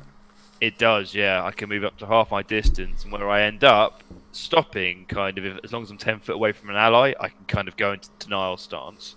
But because it's a bonus action, I'd like to actually use my action to swing my shield and try and smack the crystal out of his shoulder. So maybe roll to attack. Okay. 17. So you strike and you hit the crystal, which doesn't. You know, it's like when you hit the one before with your hammer, and it's just solid. Like you would expect the crystal to shatter, but it's just solid. And you sort of clang against it, but he feels like the force of the impact like ripples through him. Roll damage. I can't seem to roll damage because it's behind us. I think it's broke, but it's 4d, d4. 4. Wasn't it d6 for your shield bash? I mean, I'm not going to argue with a 3D. No, but it might be lower than that. You've rolled max damage on a d4. It's a d6, but I'll take the 4. That's fine. Okay. So yeah, you smack into it, and he's like, ah! And this like thing glows and like arcs with lightning, and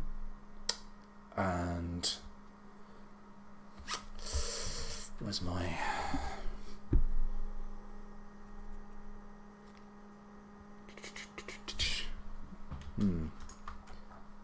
Yeah.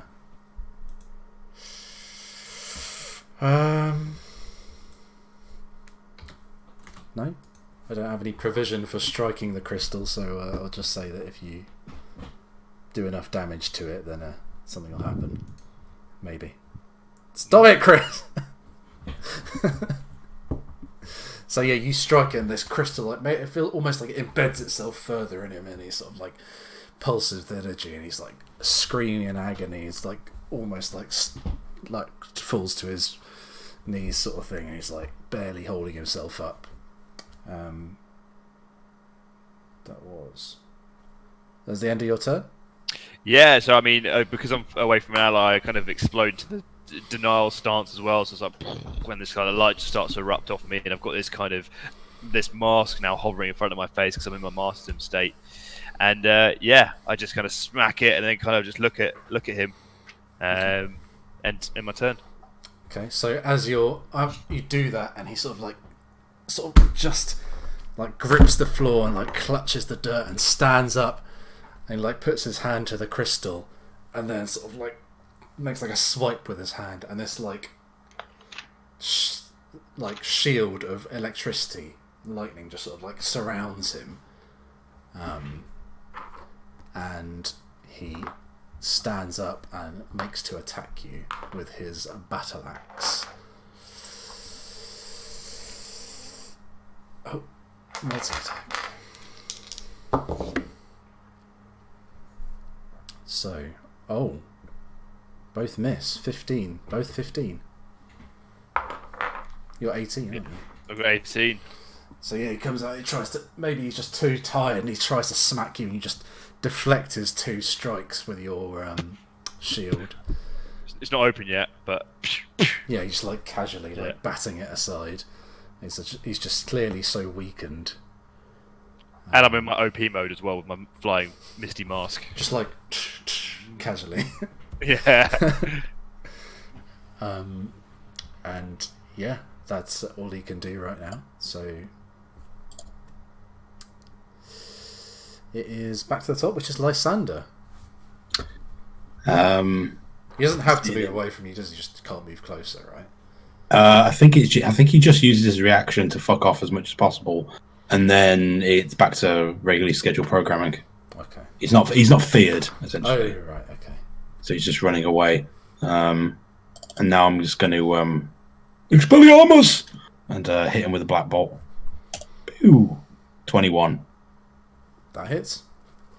That's a big old 6. So you see 6 force damage. It hits, and just as it's about to hit him, this like shield of electricity like all courses up and like blocks it, and there's like this big blast of sparks and like lightning arcs across the room as the black bolt sort of dissipates across his shield. I look at Truffle and shrug, and then slip 10 feet backwards into the tunnel.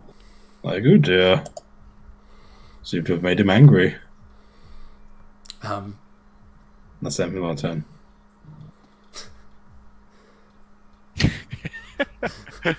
Well, that didn't work. I'm going home. That's it. And he sees that he's like you try to strike him, and he sees where it came from, but you disappear around the corner. So he just puts his hand out towards Truffle, and an arc of lightning just courses over the room to try and hit Truffle. And my dice falls on the floor. You get disadvantage. Let's roll. Yeah. Yay! That's 21 to hit. It hits hard. You take Truffle's about to get shot. 4 lightning damage. As this We were gonna bolt say, of like- sparks suddenly, strikes you. I think I'll reach out. Truffle! Ah! Electrifying. I just imagine my hair as well just starts to stand on end. Yeah, there's Static in the air. this whole room. It feels like it's just charged with electricity. There's Look like Marv sparks everywhere. in Home Alone 2 when he touches the. Yeah, it tastes like tastes like ozone as well in this room. It's just like you can just taste the static in the air. Okay, so it's I'm not going in now there. it's Truffle's turn. Fine. Right, let's try this again. Get him, An Truff. orc, an elf, and a bugbear walk into a bar. There's no punchline. It's just a fantasy of mine. Boom! And then succeed on that wisdom throw. 20. Fuck off! This is comedy gold. Unnatural, but it is 20. Jesus, Truffle runs back with Lysander and I can't do it. It normally works. It's You just get the impression that he's so enraged and focused that it's just man too angry to die. he's too angry to die. Oh, he just doesn't get it. Tough crowd. What tough crowd, tough audience. It's alright, Truffle. It's alright. We can do it. I believe in you. And Truffle disappears around the corner, and Yeah, pretty much. he makes a strike at Akane because she's the only one he can see. I'm going to fake Bardic Inspire Truffle. But again, there's so much going on that he's distracted, and Akane bats aside his axe and then takes her opportunity. So as I bat aside with the umbrella, like the runes start to light up along the staff. Like, and I come back round and open it back up and swing it over my shoulder, and I go to smack him and use Shield Master as well if I hit him to push him back 5 feet, screaming in his face, "I'm your target. Fight me." He's just like, "Ah! Ah! Ah!"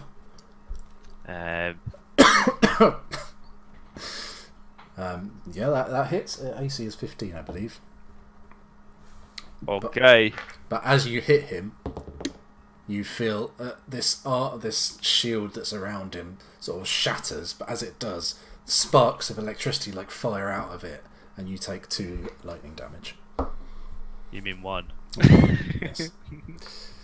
Using my unrivaled resilience, I just kind of tighten my skin to this, and it's just like, yeah, okay. That's to my temporary hit points. That Hashtag is- OP. Hashtag ridiculous. So that's 6 damage.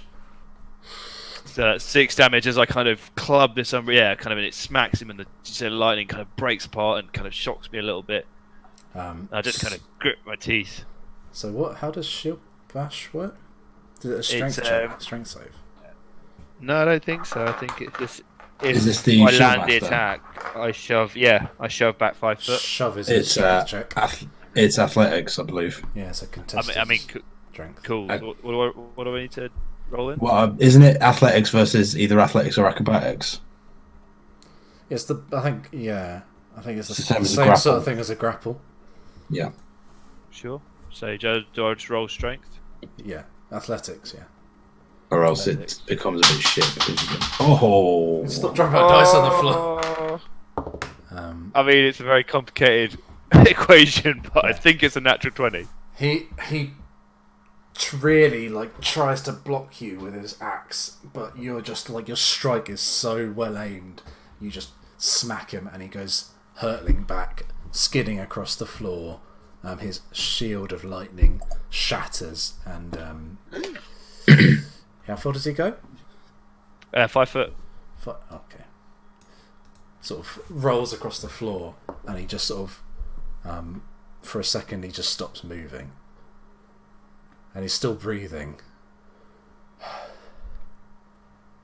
and his breathing slows, and he just reaches up a hand and puts it on the crystal.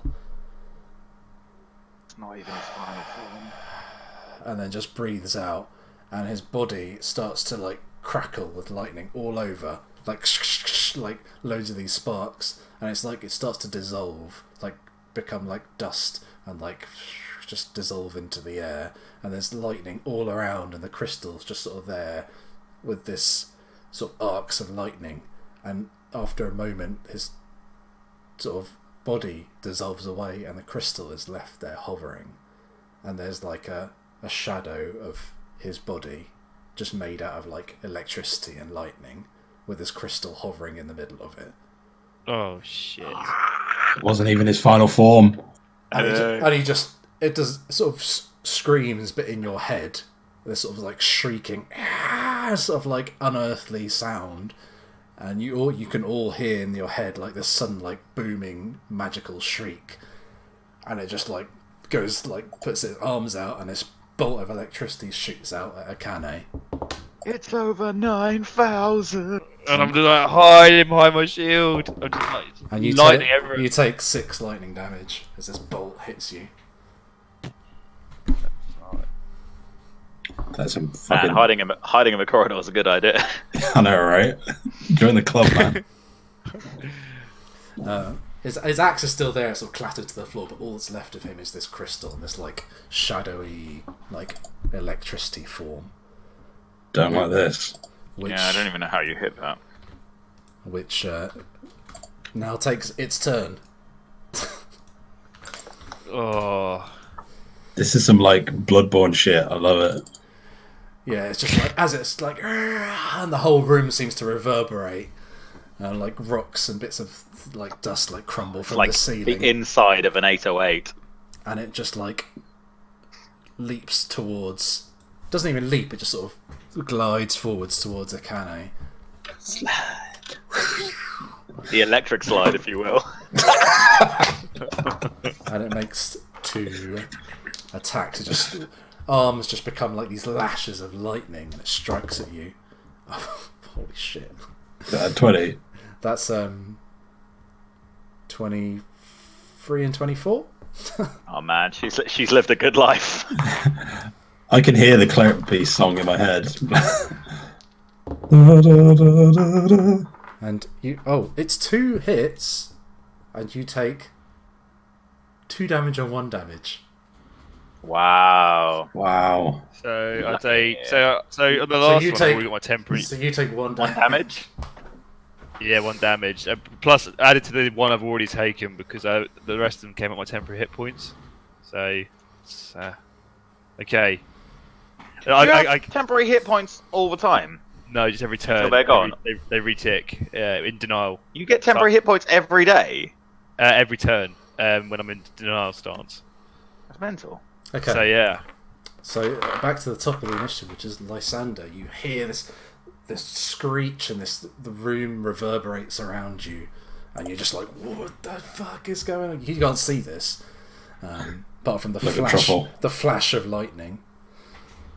Like a truffle, like, and for a second I'm like, shall we?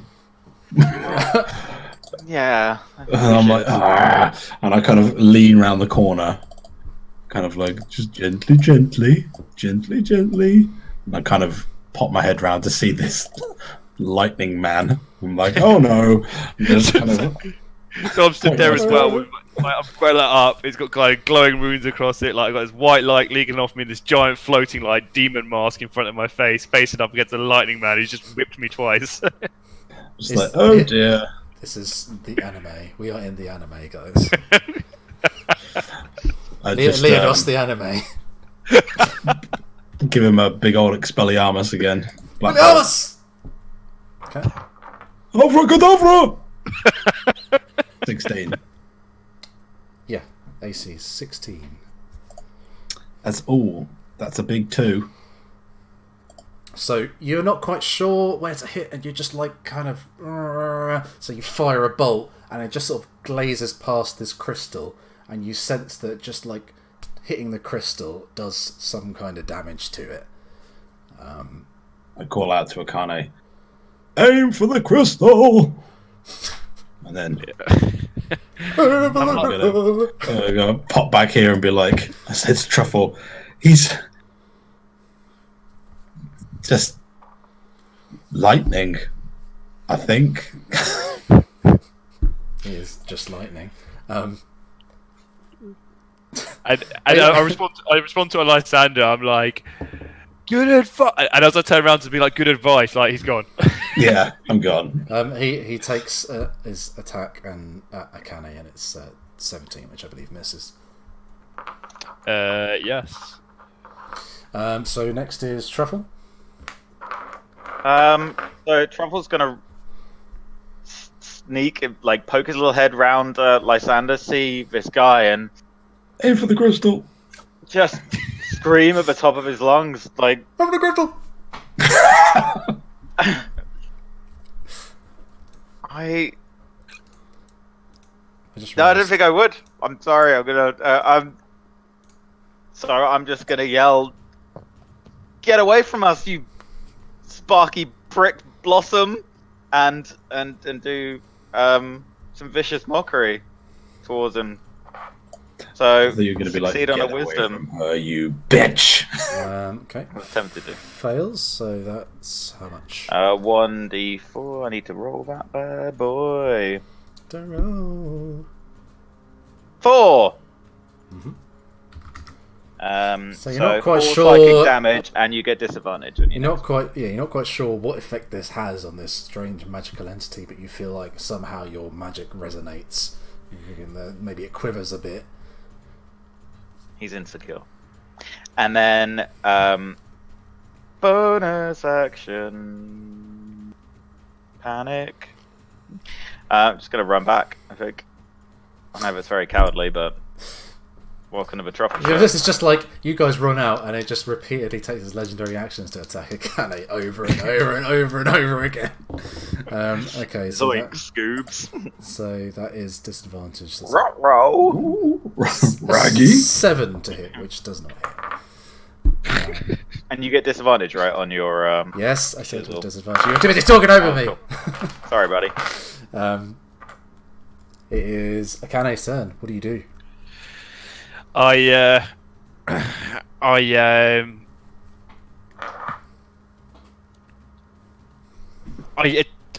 drop my shield. Yeah, I drop my shield and I attempt to kind of scoop under his electric avenue arms and basically grapple him from behind. Okay. And I haven't really thought through grappling electricity, but here we go. Oh, okay. That's a 3. Let me think about this. And you hug electricity. Can you? Well, a 3 is not going to do it, regardless. I think. So you're going to take some damage. You take 5 lightning damage. As you're reaching for the crystal inside, trying to like get it, Yeah. And it like repels you away, and like as it repels you, it like shocks you with several like little bolts of lightning. Okay, cool. Yeah, so that's my temporary hit points. I guess all the kind of this armor I have from kind of the denial stance just kind of gets evaporated. So all my white light just kind of just clears away for like a brief second, and as I'm shot backwards. Okay. Anything else? I'll pick my shield back up. It's going to attack you. Okay. Again. There's nothing else I can do apart from repeatedly attack a cat. But I'll pick my shield back up, right? I've got back in there. Yeah. Okay. That's fine. Bring it. So that is 8 and 20. So you are going to take... Stop rolling my dice so far. You are going to take 8 lightning damage. Oh, okay, this is getting as saucy it's now. repeatedly just maybe it's not. It's like it's growing arms which just sort of like come out and lash at you. This sort of like strange humanoid form, and it's just like furiously attacking you with various appendages made out of lightning. Yeah, and I imagine as I block one, another one comes round, and I'm starting to scream a little bit now because it's starting to hurt me, leaving kind of sears in my armour and kind of on my skin and the bits. Yeah, you can see like black marks across Akane's skin, like it's just like sizzling a bit. Whoa! Yeah, my hair's You could if you were in the room. It's not not frosty tips anymore. Now it's sizzling tips. sizzling tips. Yeah, actually, yeah. One of the dreadlocks like catches just light a little bit. Like Blackbeard's beard. But I'm also screaming because this is incredibly painful and this is very scary. Yeah. Okay, Lysander. Let me zoom in a little bit. So 5. Save the day. So I'm going to come scoot around Truffle. Do it. Finish it. Finish him. I'm gonna look at Truffle. I'm gonna pull out a very sleek little dagger. I'm just like, let's see what we can do with this. I'm just gonna try and throw it, aiming for the crystal. Ooh. Okay. Nudge, nudge, wig, wig. Help. So that's just a dagger throw. He's within 20 feet, isn't he? Just to make. Okay. 23. Yeah, that'll hit. That'll do it. 7 piercing. Bloody hell. Ooh, Bloody hell, Harry. You just see Lysander just come out and be like, and this dagger just like strikes and it's like hits the crystal and then clinks to the floor. But you can see almost like a tiny fracture appears up this sort of hovering crystal. Like it seems like you did something. And I look back at the tunnel, then I look at Akane, and I'm like, and I move into the room a bit more. Oh, you move into the room. Yeah. Yeah. Oh. And I'm getting whipped, and I'm like, don't come any further.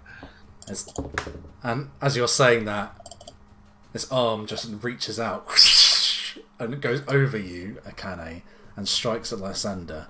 And you will be taking... How much did your AC again? 17. Okay, that hits. You'll be taking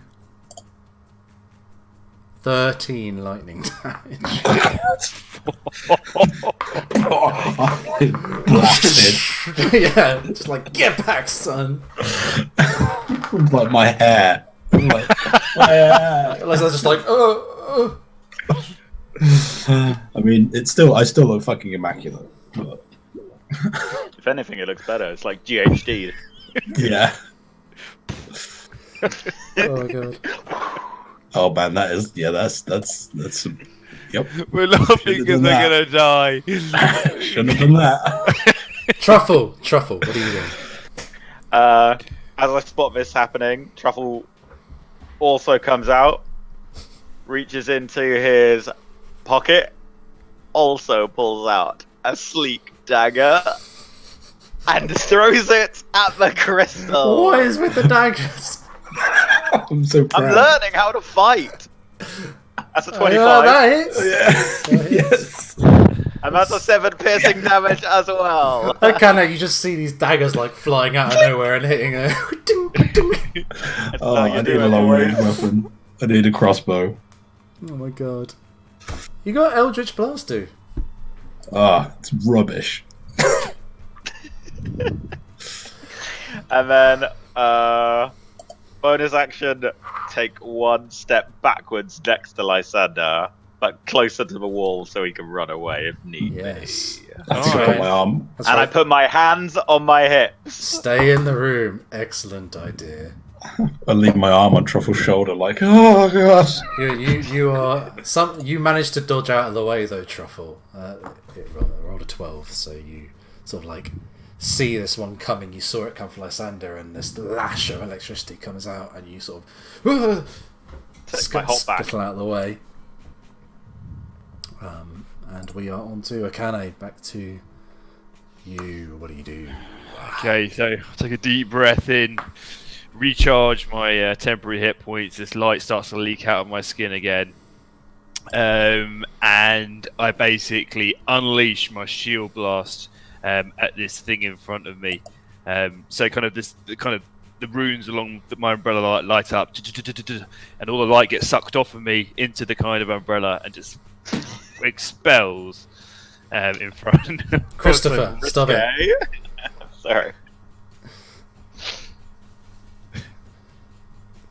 24, probably. 13 damage. 13 damage.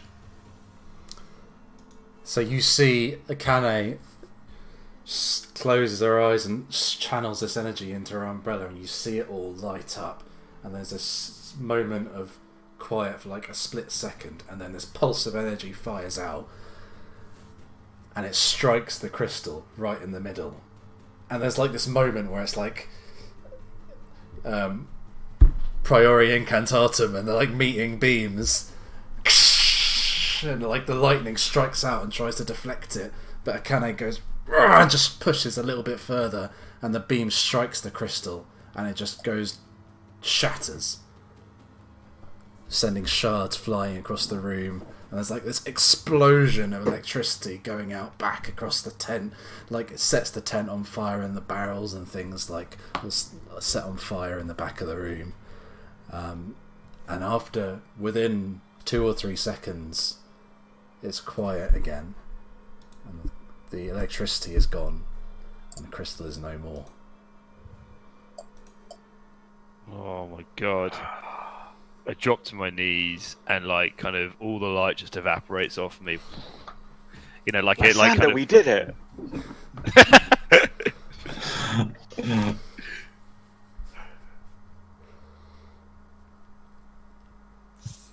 Everyone's gone quiet. Yeah, I mean, I'm just taking in this moment. Yeah, so kind of I'm there on my knees, and kind of, you know, when you see the steam kind of rising off something in the morning, it's a bit like that. Kind of, it all just comes off me. Then my mask just like dissipates.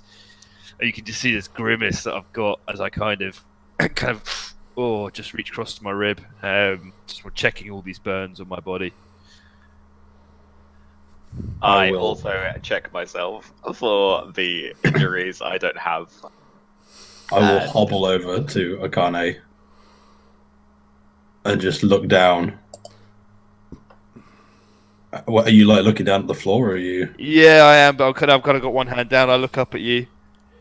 I just I'm offer a gloved hand. And I take it, and I pull myself up, and I look at weak boy. and I look at him. And I'm like, "Are you okay? That was really brave what you did."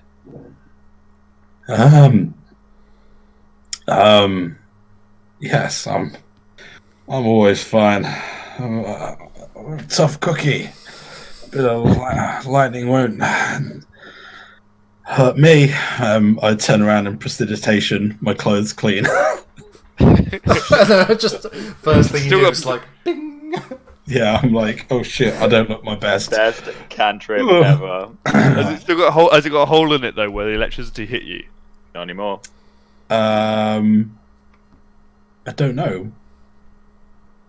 I don't know if there'd be a hole because it wouldn't. That's up to you. It's your decision. If you want it to be. I think it would be singed. I think you would still see it would be singed, but it's clean. So why don't I? So what I then do is I put my hand up to it, and I just hold my hand there for a little bit, and this kind of light comes out, and then the fabric starts to repair itself. You can fix clothing. You're like a seamstress, Dude, like a finger seamstress. I have mend. Being Castellan, I'm a master of all crafts and arts. And that's men's clothing. Yeah, That's amazing. more or less. Why not? You basically, Why not? anytime we lose a button, we're like, You get a button. You get a button. oh, we've got like a tinkerer. Yeah. I kind of see that you're doing this, and I'm like, I almost go to like move your hand away, like don't touch me. But I'm like, thank you. One must always look his best. And I kind of lean more heavily on my cane, like fucking hell, this hurts. Doing my best performance to try and not look hurt, and I hobble back over to Truffle. And then I walk past and just lean against the wall, like, wall. Oh, sweet wall. Sweet wall. So yeah, you take this moment and you have quiet after the battle. There's nothing left but like this crystalline dust, sort of like that's sprayed across the floor in like a cone back from where Akane blasted this crystal. There's his axe just lying on the floor there, and like the sort of little small fires on the edge of the tent, and some of these like crates and things over on the in the back. Can we of the still room. feel the wind? Is this just like we can still feel the wind from the crystals? Okay. The wind is coming from the room to you know, behind Truffle, that room with all the crystals on the wall. And is the body of the orc still there? Or is that gone? Or It's just a shadow on the floor. No, it dissolved. It dissipated dissolved. into nothingness. Right. It's just the axe. And all that was left was the crystal, and like the axe just like clinked to the floor, basically. In that case, I would like to go over to said axe and look at it in a very specific way. Does it look like just a regular axe? Does it look anything crazy? It looks like a pretty well made but well used battle axe, maybe the sort that would be carried by a soldier. Obviously meant for business, not like some cheap trinket. It looks like well loved, but obviously made by a good craftsman. But are you picking it up? I'm not sure I've got the strength to. That's true, actually. But Akane, is this something you could use, or Orin, or I don't think this is anything I can use, and Lysander, I don't think this suits your wardrobe. Give it to Jenkins. Garish. I feel like we should. I don't know why. I feel like we should take this with us. So I go over to him and I was like, "What have you found there, Truffle?" And I pick it up and I guess I inspect it as I would as a craft. Yeah, I mean, Akane, without any kind of check or anything, you can know that this is a pretty well-made axe. You're a craftsman. You don't necessarily make weapons anymore of an armourer, but you can see this is well-made, and you're pretty sure it's like a sort of standard issue vellum army type axe. So maybe he was a soldier and he kept it from his days in the army or the war or whatever. But you can, as you hold it, you can feel there is still some kind of magic or electricity running through it. Like it tingles in your hand when you hold it, sort of thing. So I turned to Truffle and I was like, "Truffle, this is a very special axe. It's vellum made, and you can see, and I point out a little bit of the seam. You can see it's vellum made because of some of the kind of the binding techniques they use when bringing this together. But you know what? There's also something even more special about this axe, and I can feel it, but I would need to study it for a while to understand what's truly special about it. Would you mind if I held on? Oh, I can help you with that. Oh, really? Yeah, I mean, it's something that I used to practice on. Like I always had this ability to kind of, I don't know, just so like there's objects and there's things in this world, and you see them through everyday life, and they're just possessions. But there's always a care to making something. But there's something interesting about when magic is used, and it's more than just putting something together. It's not like sparking a fire and feeling the energy from the fire. It's that same kind of thing, but magic has a purpose, and there's a process that goes into infusing items with magic. And I've always had this ability to kind of almost feel it and understand it and hear it. I could maybe give this a go and tell you a little bit more about it. If that's something you'd like to do, but I don't feel comfortable doing it here. I mean, perhaps we could.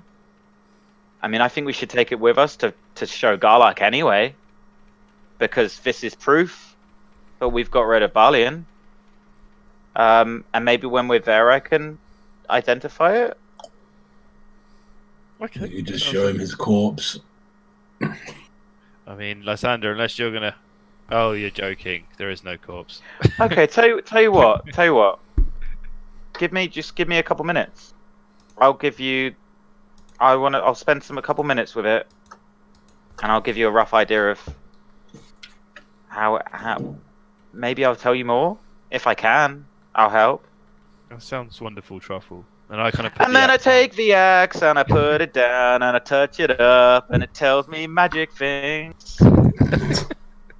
Is that you casting Identify? That's that's one of my songs. 999.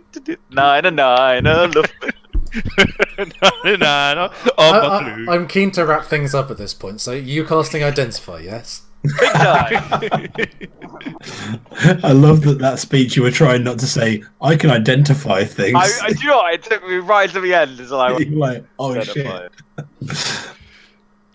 You're casting Identify, yes? Big time. Thank you. You ritual casting. It takes a minute. It's a touch casting. Okay, so Truffle does whatever he was doing and sings a song. But yes, I am. And he identifies this axe, and it is definitely magical. I don't have a name for you other than it's Balien's axe, basically. And that's probably Pretty what badass. you guys would know it as. And it's a battle axe. Once per day, you can do an additional 1d6 lightning damage when you strike with it. With this residual, like lightning that seems to be charged up inside of it. I explain that to the. And I'm just like curious. How does it? I'll ponder this. Magic. Thank you, Truffle. I know magic is always your answer to everything. It's no different to people now going science or religion. Yo, Mr. White. Okay, I think probably at this point would be a good point as a lull, so it's a good point to wrap it up, I think. And thank you to everyone who's watching. You too have been magic. Thanks for watching. Smash that like button. There's no like button. Thank you, anybody who's still here. Thank you very much for There watching. is- And see Do you. we have a new stream as well on Thursday? Yes. So we when are we doing this next? The next time we're doing this is 2 weeks time. The next Tuesday. Liodos session is the 10th, Tuesday the 10th of March. And then, Tuesday the 10th. However, next Thursday we have Adam's side campaign of... What's it called, Adam? What's it called? Cool. Adam's death campaign. Okay. It's probably... Careful, 'cause We're all going to die horrifically, and anyway. But Get ready for Adam been lols running and that on dying. Thursdays, so there's that, and yeah. Thank you, peoples. Thank you, anyone who's watching. And, Smash that like button. Smash that like button. Follow us on Twitter at rthunderdnd. Like, follow, subscribe. Look out for the merch coming The soon. merch. big. Um, So much we merch. do flutes and canes And thanks to Belleville Meat Market. Thanks to Belleville Meat Market. Okay, we've done this. Let's go. Cheers. Good night, everyone. Have a lovely time. Cheers. See you next week. Bye bye.